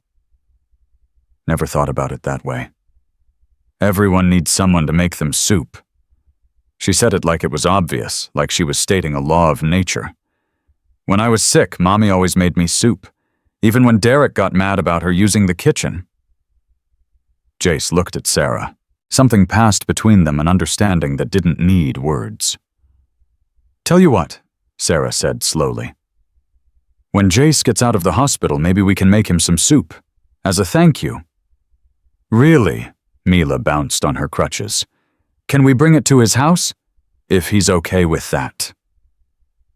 They both looked at Jace. He should say no, should keep his distance, protect himself from getting too attached. That was what he'd always done. That was how he'd survived. But something about this kid, this mother, this impossible situation that had dropped into his life. "I'd like that," he heard himself say. "I'd like that a lot." Brick was waiting in the hallway when Sarah and Mila left. "You're getting soft, Prez." "Shut up. I'm serious. 4 days ago you were lone wolf Jace, eating burgers by yourself, not talking to anyone who wasn't wearing a patch. Now you're making soup dates with a 6-year-old. It's not a date. I know what I saw." Brick's voice softened. "And I think it's good. You've needed someone for a long time, whether you knew it or not." Jace didn't answer. He was still holding the drawing, his thumb tracing the crayon outline of the little girl with 1 leg. "Any news on Derek?" "Federal custody. They moved him to Nashville this morning. AG Martinez says the charges are piling up faster than they can file them. Drug trafficking, money laundering, tax evasion, assault, child abuse." Brick ticked them off on his fingers. He's looking at 3 consecutive life sentences minimum. What about the people above him? That's where it gets interesting. Martinez has been working this case for 2 years, right? Derek was just a mid-level guy. The real money, the real power, it goes way higher. How high? State Senate high. Maybe federal. Jace's eyes sharpened. You're saying Derek was connected to politicians. I'm saying the drug pipeline he was running didn't exist in a vacuum. Someone was protecting it. Someone with enough juice to keep the feds off the scent for years. And now that Derek's talking, Brick smiled, but it wasn't pleasant. Now the dominoes are starting to fall. Martinez says they've already got 3 more arrests pending, including, get this, a state judge who was signing off on Derek's adoption paperwork. Adoption paperwork. Yeah. Turns out Derek was trying to legally adopt Mila. Would have given him complete control over her. No way for Sarah to take her and run. Jace's good hand curled into a fist. Son of a bitch. It gets worse. The judge who was going to approve it, he's part of the network. Has been for years. They weren't just moving drugs, Jace. They were moving kids. The world went red at the edges. Jace had seen a lot of evil in his life. Had done some evil himself, if he was being honest. But this, how many? They don't know yet. Martinez is pulling records going back 5 years. Could be dozens. And Mila was next on the list. If she hadn't run, if you hadn't been there, Brick's voice caught. She would have disappeared into the system, would have ended up God knows where. Jace looked at the drawing in his hand. The little girl with 1 leg. My heroes. We're not done, he said quietly. What do you mean? I mean, this isn't over. Derek's in custody, but the people who were going to take that little girl, they're still out there. Still operating. Still hurting kids. Jace, you've got a hole in your shoulder. I've had worse. The feds are handling it. Martinez has a whole task force. And how long did it take them to get anywhere? 2 years, 3. Meanwhile, how many kids fell through the cracks? Jace's eyes were burning now. We found Derek in 12 hours, Brick. 12 hours. Because we weren't following procedure. We were following a scared little girl who needed help. Brick was quiet for a long moment. What are you thinking? I'm thinking the Iron Wolves just found a new mission. The next morning, Carmen Martinez showed up at the hospital. She looked different than she had that night in the parking lot, exhausted, rumpled, like she'd been living on coffee and determination for a week. But her eyes were sharp as ever.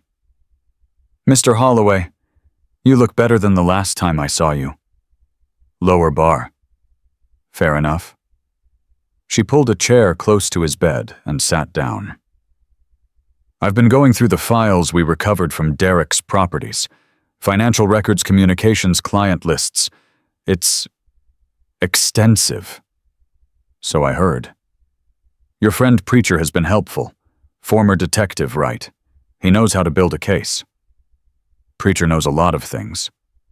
So do you, apparently. Martinez leaned forward. I've been asking around about the Iron Wolves, about you specifically. You've got quite a reputation. I've made mistakes. Everyone has. But you've also done some good. Quietly.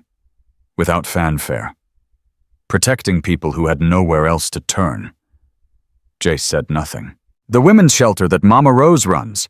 It's funded by your club, isn't it? Has been for 15 years. You've helped dozens of abuse victims disappear and start over. Veterans who fell through the cracks. Kids aging out of foster care with nothing. What's your point? My point is that you're not just some outlaw biker. You're something more complicated. And I think we might be able to help each other. Jace studied her. Help each other how? The network Derek was part of, it's bigger than anything I've dealt with before. State lines may be international. I've got warrants and subpoenas and all the legal tools, but legal tools only get you so far. Sometimes you need people who operate differently. You want to use us. I want to partner with you, unofficially, off the books. You have access to communities the federal government will never reach. people who trust you, resources and connections that don't show up on any database. And in return, I make sure your club stays off the radar. No harassment from local cops. No trumped-up charges when someone decides bikers make easy targets. You help me bring down the rest of this network, and I help you help people. Simple as that. Jace thought about it. The offer was tempting. More than tempting. But he'd learned a long time ago that nothing with the government was ever simple. I need to talk to my people. Of course. Take your time. She stood gathering her things. But Jace, the sooner we move, the more kids we save. Every day we wait is a day they stay trapped. She left him with that thought, heavy as a stone in his chest. By the end of the week, Jace was going stir-crazy. His shoulder was healing. The doctors were impressed, said his constitution was remarkable for a man his age. They didn't know about the years of self-repair, the wounds he'd stitched himself, the bones he'd set without anesthetic, because there was no other choice. On day 6, Sarah arrived with a pot of soup. Mila insisted, she said, setting it on the bedside table. She supervised every step, made sure I put in extra noodles. Where is she? With Mama Rose. They're doing some kind of art project. Sarah sat down in the chair Martinez had used, tucking her legs under her. She talks about you constantly. Did you know that Jace said this? Jace would do that. When Jace gets better, can we show him my drawings? She's a good kid. She's an incredible kid. I don't know how after everything she's been through, but she's still so hopeful. Like she believes the world can be good, even though it's shown her nothing but bad. Kids are resilient. Some kids. The special ones. Sarah's voice dropped. I wasn't. When I was her age, I gave up. Stopped believing anyone would help. Stopped trying. That's how I ended up with Derek. I didn't think I deserved better. That's not true. It was true. For a long time. She met his eyes. You know what changed? Jace waited. Watching Mila walk into that diner. Watching her ask table after table for help, getting rejected every time, and still keep going. Still keep hoping. Sarah's voice cracked. She was braver at 6 than I've been my whole life. And when she found you, when you said yes, I realized something. What? That hope isn't stupid. It's not weakness or denial or childish naivety. Hope is the bravest thing there is. Because it means choosing to believe in something better even when everything tells you not to. Jace didn't know what to say. He'd spent his whole life being cynical, expecting the worst, armoring himself against disappointment. Hope was a foreign language. But looking at Sarah, this woman who'd survived hell and was still standing, he wondered if maybe it was time to learn. What are you going to do now? He asked. When this is all over? I don't know. Martinez offered witness protection, but that would mean leaving everything. Starting over somewhere new where no one knows us. That might be safest. Maybe. But Mila finally has friends. The kids at the shelter, the club families, she's building a life here. I don't want to take that away from her. Sarah paused. And honestly, I don't want to leave either. For the first time in years, I feel like I belong somewhere. Like there are people who actually care what happens to us. There are. I know. That's what makes it so hard. They sat in silence for a while. The soup was getting cold, but neither of them moved. Jace? Yeah. What happens when you get out of here? What's next for you? He thought about Martinez's offer, about the network still operating, the kids still trapped, the work still to be done. I've got some things to figure out, decisions to make. Anything I can help with? Not yet, but... He hesitated. When you make your decision about staying or going, I want you to know something. What? If you stay, you've got a place. With us. The club looks after its own. And whether you know it or not, you became one of ours the moment Mila asked to share my table." Sarah's eyes filled with tears. "Why?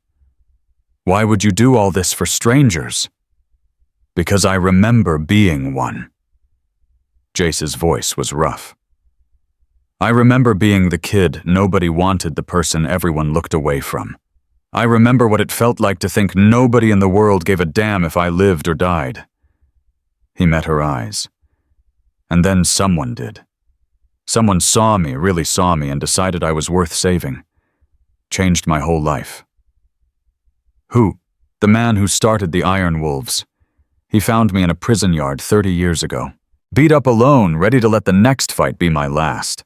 He sat down next to me and said, 'You look like you could use a family.' What did you say?" I told him to go to hell." Jace almost smiled. He laughed and said, "Already been there. Not impressed." And then he just stayed, talked to me, day after day, week after week, until I finally started believing he meant it. That you were worth saving. That anyone was. That people could choose to be good even when it was easier to be bad. That family wasn't about blood, it was about choice. Sarah wiped her eyes. "He sounds like an amazing man." "He was. Died 12 years ago. Cancer. I was with him at the end. I'm sorry." "Don't be. He lived the way he wanted, and died with people who loved him, around him. That's more than most get." Jace shifted in the bed, wincing as his shoulder protested. "Point is, he taught me something. We don't save people because they deserve it. We save them because we can. Because the world breaks everyone, and the only thing that makes it bearable is knowing someone might catch you when you fall." Sarah was quiet for a long moment.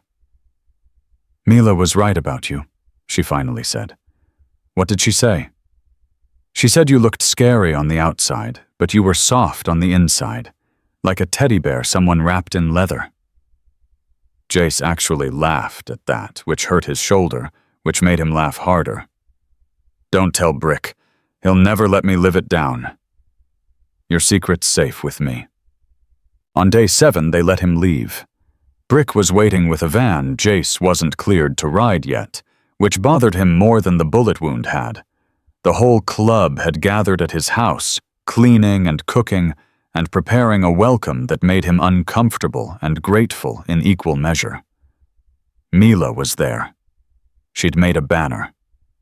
Purple paper glitter letters, the whole thing slightly lopsided, but made with obvious care. "Welcome home, Jace."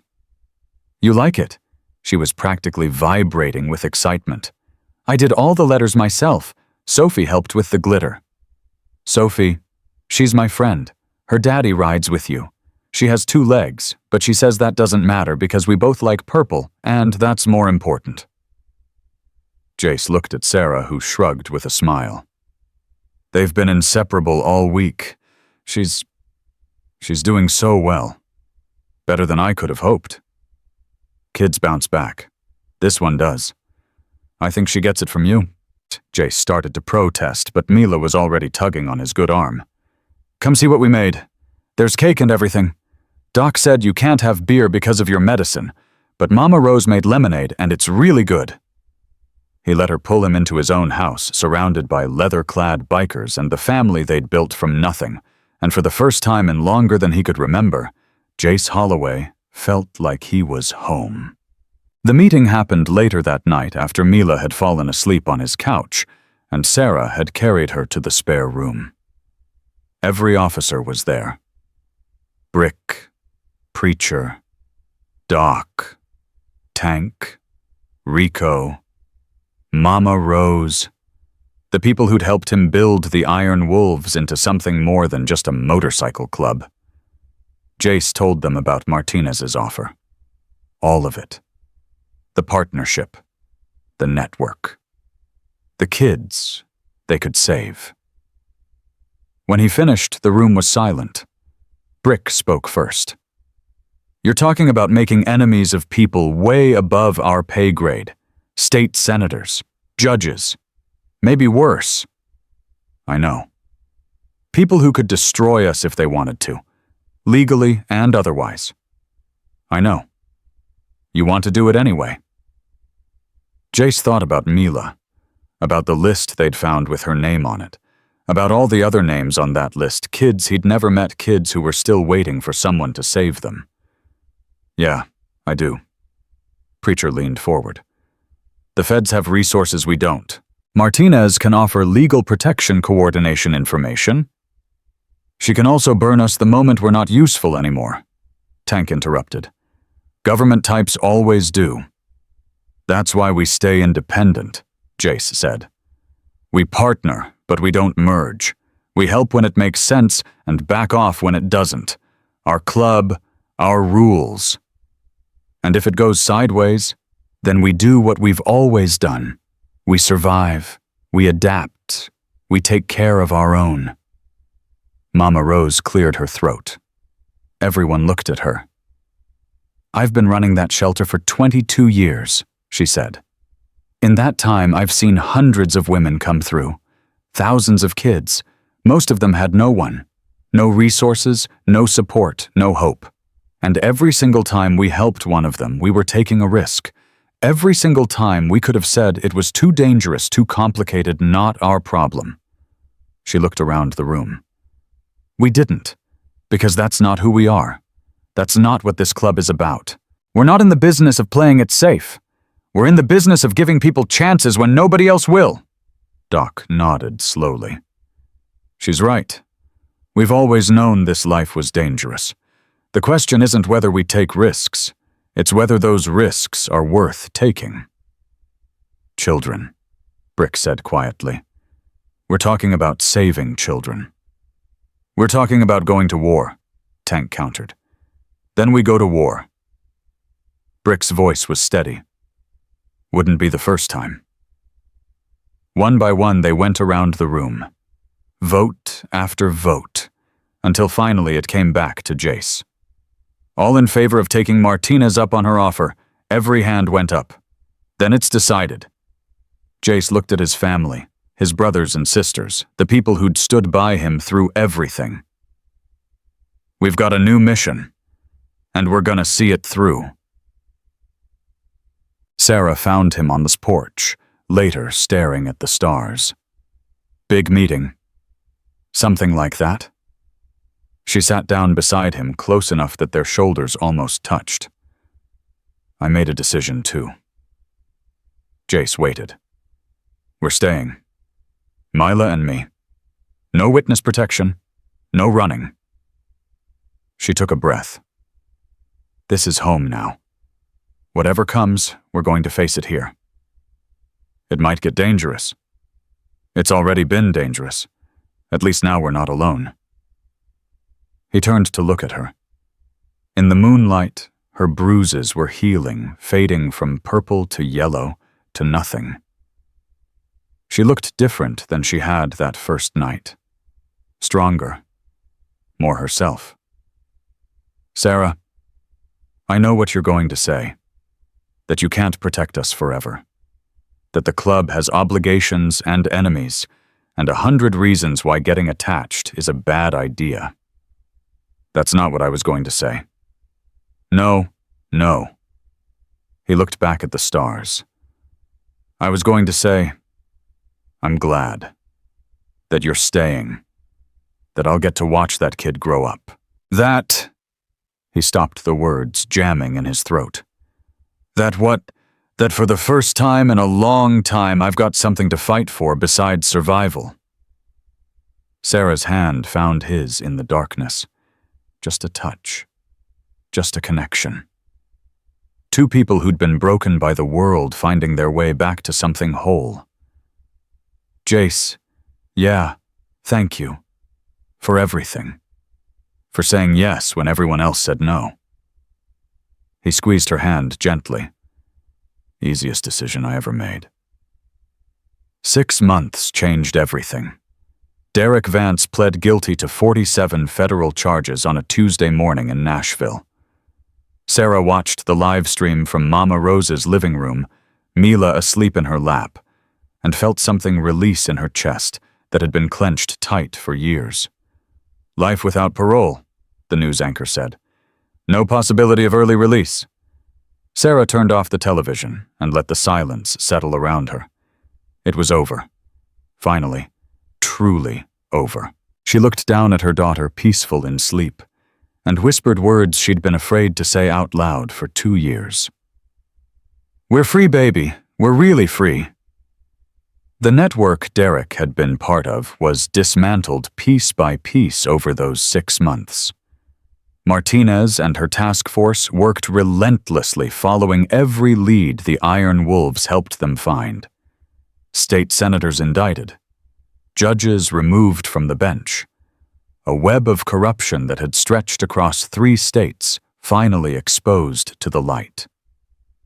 23 children were recovered from trafficking situations. 23 families reunited. 23 futures that might have been lost, saved because a 6-year-old girl walked into a diner and asked to share a table with a stranger. The Iron Wolves never made the news. That was part of the deal. They operated in shadows, gathering information, making connections, doing the work that badges and warrants couldn't do. When it was over, when the last arrest was made and the last child was safe, Martinez called Jace personally. "We couldn't have done this without you." "Yes, you could have. Would have just taken longer." "Maybe. But those kids couldn't wait longer." She paused. "If you ever need anything, I know where to find you." He hung up before she could say anything else. Gratitude made him uncomfortable. Always had. Mila's 7th birthday fell on a Saturday in July. She'd been living with Jace for 4 months by then. Not officially, not with paperwork and courts and legal arrangements, but practically in the way that mattered. Sarah had needed time. Time to heal, to find herself again, to become the mother Mila deserved. She worked at Mama Rose's shelter now, helping other women escape what she'd survived. She was in therapy. She was getting stronger every day. And Mila needed stability, safety. Someone who made her feel protected in a way she'd never known before. The arrangement had happened naturally, the way real families happen. Sarah came by every day, stayed for dinner most nights, sometimes slept in the guest room when it got too late. The lines between households blurred until they barely existed at all. "It's unconventional," Sarah had said one night when they were sitting on Jace's porch watching the fireflies. "So's everything else about this situation. You don't mind having a kid underfoot all the time?" Jace had watched Mila through the window, teaching Sophie how to draw butterflies, both girls giggling at something only children understood. "Honestly, can't remember what it was like before." So when her birthday came around, the whole club turned out. They transformed Jace's property into something magical. Balloons everywhere, purple, because someone had asked, and she'd whispered her favorite color like she still wasn't sure she was allowed to have one. Streamers in the trees. A banner that said, "Happy Birthday, Mila," in letters big enough to read from the road. Food covered every surface. Hamburgers and hot dogs on the grill. Potato salad and coleslaw. Chips and dip. Vegetables that Doc insisted on because growing kids need nutrients, though everyone knew nobody would eat them. And the cake. 3 layers tall purple frosting butterflies and flowers decorating every inch. Her name in elegant script across the top. The bakery had outdone themselves. Presents were piled on a table near the porch. Some practical clothes, school supplies, books, others pure joy toys and games, and a bicycle with training wheels that Jace had spent 3 weeks modifying so she could ride it with one leg. "Think she'll like it?" he'd asked Brick, staring at his handiwork. "Brother, she's gonna lose her mind." The whole chapter showed up. Not just the officers, but everyone, members and prospects and old ladies and kids.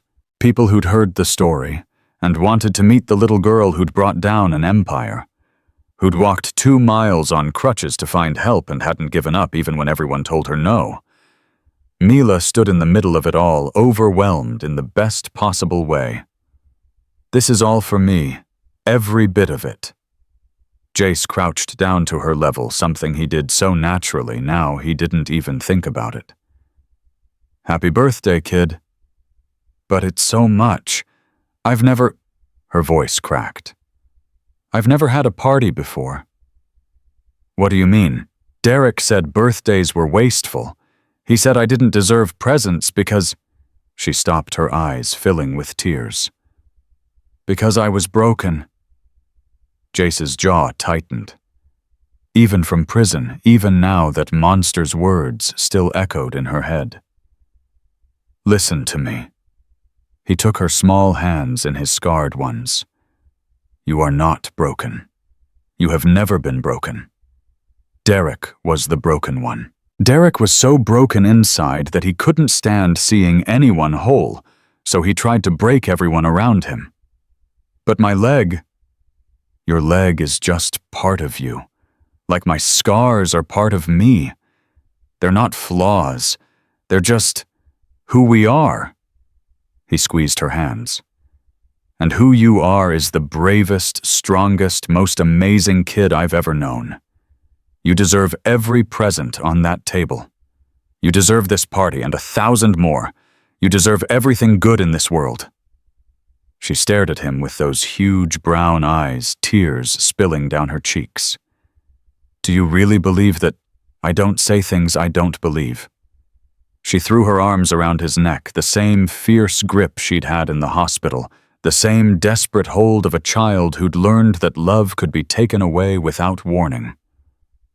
I love you, Jace. The words hit him like a bullet. Harder than the bullet, actually. That one had only torn through flesh. This one tore through something much deeper. I love you too, kid. Awesome. He'd never said those words to anyone. Not in 45 years of living. Not to the brothers who'd become his family. Not to the women who'd passed through his life. He'd thought that part of him was dead, burned away by a childhood that had taught him love was a weakness people exploited. But holding this little girl, feeling her heart beat against his chest, he understood something he'd missed his whole life. Love wasn't weakness. It was the only strength that mattered. The party was in full swing when Sarah found him. He'd retreated to the edge of things, watching from a distance, still not quite comfortable being the center of attention, even at an event he'd helped organize. She's having the time of her life. Jace followed Sarah's gaze to where Mila was surrounded by other kids, all of them shrieking with laughter as they played some game he didn't understand. Sophie was at her side as always. The two had become inseparable. Good. She deserves it. She does. Sarah was quiet for a moment. So do you? I'm having a fine time. You're standing alone in a corner pretending to check your phone. I'm supervising. Sarah laughed, and the sound did something to his chest that he wasn't ready to examine too closely. Come on, she said, grabbing his hand. Cake time, and you're not getting out of singing. I don't sing. You do today. That's the rule. I must have missed that rule. It's in the fine print of being part of this family. She tugged him toward the crowd. No exceptions. Not even for scary bikers with face scars. He let her pull him along, grumbling for show, but secretly grateful to be included, to be wanted, to be part of something bigger than himself. The cake was perfect. Mila's face when she saw it was even more perfect. Everyone gathered around, voices joining together in the worst rendition of Happy Birthday Jace had ever heard. Off-key and too loud and absolutely wonderful. Make a wish, baby, Sarah said. Mila closed her eyes. The moment stretched. When she opened them and blew out the candles, the cheer that went up could probably be heard 3 counties over. Later, someone would ask her what she wished for. Nothing, she'd say, smiling that smile that transformed her whole face. I already got everything I wanted. After the cake was eaten and the presents were opened, someone suggested giving her a proper Iron Wolves welcome. 30 motorcycles lined up in the yard, maybe more. Members from 3 different chapters all come to celebrate this kid who'd touched something in all of them. Ready? Brick asked. Mila nodded, eyes wide with anticipation. The engines roared to life. 30 bikes revving in unison, the sound shaking the ground and rattling windows, and announcing to the world that this little girl mattered, that she was one of them now, that she would never be alone again. Mila laughed. Not a giggle, not a polite chuckle, a full-body, uncontrollable laugh that came from somewhere deep, from a place where joy had been locked away for so long, it had almost forgotten how to escape. She laughed so hard she nearly fell over her crutches, wobbling her balance, going sideways. Jace caught her. He was there in an instant, one hand steadying her shoulder, the other supporting her arm. The same way he'd been there for 6 months. The same way he'd be there for as long as she needed him. "You good kid?" She didn't answer with words. She wrapped her arms around his neck and held on her face, pressed against his shoulder, her whole body shaking with happiness instead of fear. "I'm home," she whispered. 2 words.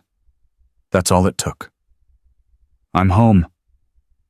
Jace held her tight and let himself feel something he'd spent his whole life running from. Belonging. Family. Love.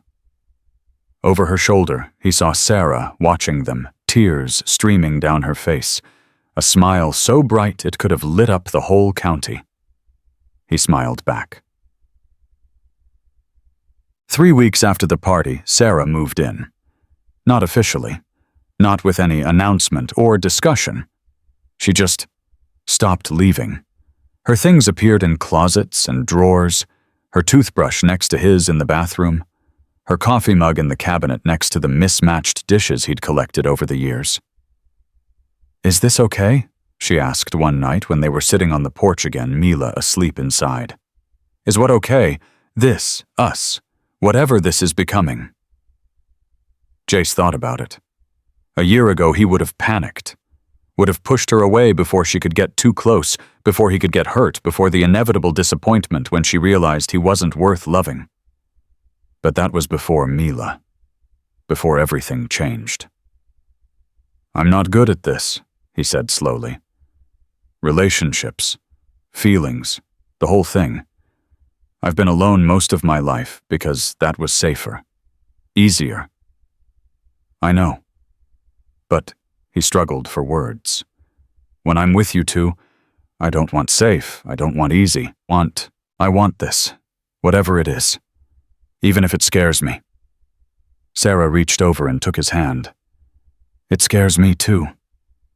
After Derek, I didn't think I'd ever trust anyone again. Didn't think I deserved to be happy." "You deserve everything." "So do you." She squeezed his fingers. "That's what I'm trying to say. We both deserve this. We deserve to be happy. To build something good from everything bad that happened." "You really believe that?" "I'm choosing to believe it. Every day. That's what hope is, right? Choosing to believe in something better even when you're afraid." Jace remembered saying something similar to her in the hospital months ago. She'd been listening.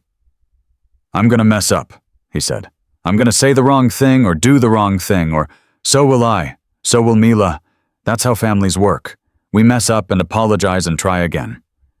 Is that what we are, a family?" Sarah looked through the window at Mila, then back at him. "What else would you call it?" He didn't have an answer for that. But for the first time in his life, he didn't need one. Some things didn't need words. They just needed time. "Okay," he said quietly. "Okay." Okay, let's be a family. Sarah leaned over and kissed him. It was soft and tentative and perfect. Was that okay? She asked. Yeah. His voice was rough. That was okay. On a Sunday morning in September, Mila made an announcement at breakfast. I have something to show you. She disappeared into her room and came back with a piece of paper. Another drawing like the one she'd given Jace in the hospital, but different. This one showed a house, 3 figures in front of it, a tall man with scribbled tattoos, a woman with yellow hair, a small girl with 1 leg and crutches. But this time there was more. A dog sitting at their feet they'd adopted a rescue mutt named Tank Jr. 2 months ago. Motorcycles in the background. Other figures around them smaller, but present, representing the club. And underneath in letters that were neater, now more practiced, 3 words, My Family Home. Jace and Sarah stared at it together. I had to add more people, Mila explained, because our family got bigger, and the house needed to be bigger too. And I put Tank Jr. in because he's family now, even though he eats my socks sometimes. It's beautiful, Sarah whispered. Do you like the word I used? Mila pointed at the paper. Home. I learned to write it by myself. Mrs. Patterson at school said I did a really good job. Jace picked her up, ignoring the twinge in his shoulder that still bothered him when the weather changed. I love it. Best present I ever got. Better than the other one. Even better. Good, because I'm gonna make more. I'm gonna draw our whole story, from when I walked into the diner all the way to now, so I never forget. You won't forget, Sarah said, but drawing it is a wonderful idea. Jace can help me remember the parts I was too little to understand. Right, Jace? Right, kid? Anytime you want. She hugged him tight, then squirmed to get down. I'm gonna go start. This is gonna take a lot of paper. She grabbed her crutches and took off toward her room, moving with a confidence now that hadn't existed 6 months ago. The confidence of a child who knew she was safe, who knew she was loved, who knew finally that she was home. Sarah leaned against Jace, her head on his good shoulder. Think she'll really draw the whole story? Probably. She doesn't do anything halfway. Wonder where she gets that from. Jace thought about the night they'd met, the diner, the tables that had turned her away. The moment she'd stopped in front of him and asked to share his table. I was just eating a burger, he said. If she'd come in 5 minutes later, I would have been gone. But she didn't. No, she didn't. And you said yes. Easiest yes I ever said. Sarah was quiet for a moment. Do you ever think about it? How different things would be if you'd said no like everyone else. Don't have to think about it. Didn't happen. She asked, I answered. And here we are. Here we are? Sarah's voice was soft. Building a family from scratch. A biker and abuse survivor, and a 6-year-old girl who changed everything. 7 now. 7-year-old. God, time flies. Does that? But I'm not in a hurry anymore. Jace pulled her closer. Got everything I need right here.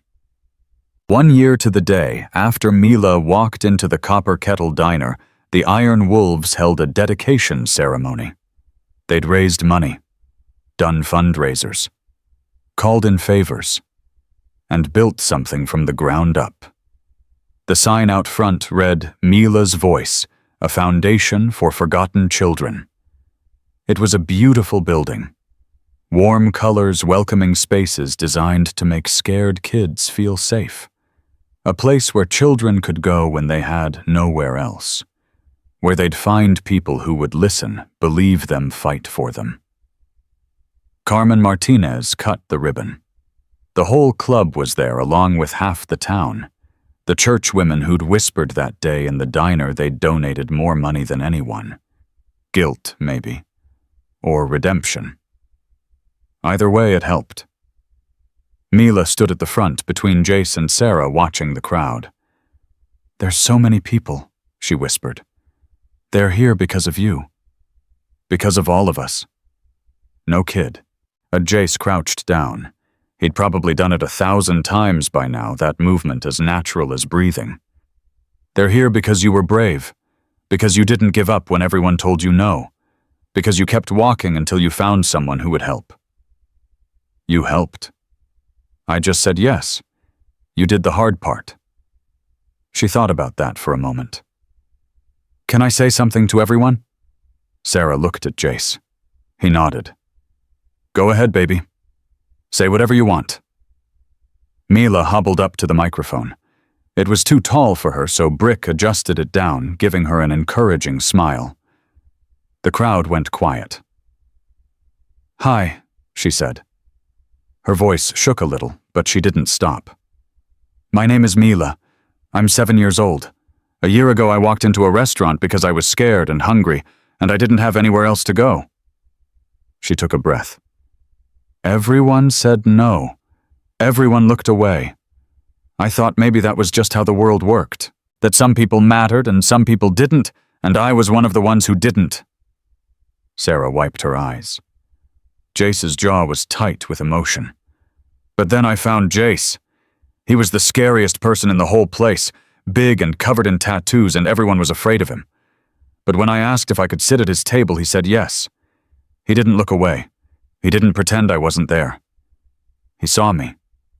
Her voice grew stronger. "And then more people came. Brick, and Doc, and Preacher, and Mama Rose, and my mommy got saved. And the bad man went to jail, and I found out that families aren't just the people you're born with. They're the people who choose you." She looked out at the crowd. "This place is for kids like me. Kids who think nobody cares. Kids who are scared and don't know where to go. I want them to know something." She pointed at the building behind her. "This is a place where someone will always say yes. This is a place where you matter. This is a place where you can find your family." She paused, gathering herself for the last part. "My name is Mila. I used to think I was broken. Now I know I'm not. I'm just different. And different is okay. Different is good. Because if I wasn't different, I wouldn't have walked into that diner. I wouldn't have found my dad." The word hit Jace like lightning. Dad. She'd never called him that before. He'd never expected her to. He was just Jace, just the scary biker who'd given her a seat. Mila looked directly at him. "That's what you are." "Right. My dad. Even if it's not official." The crowd was holding its breath. Sarah was crying openly. Brick was suspiciously misty-eyed.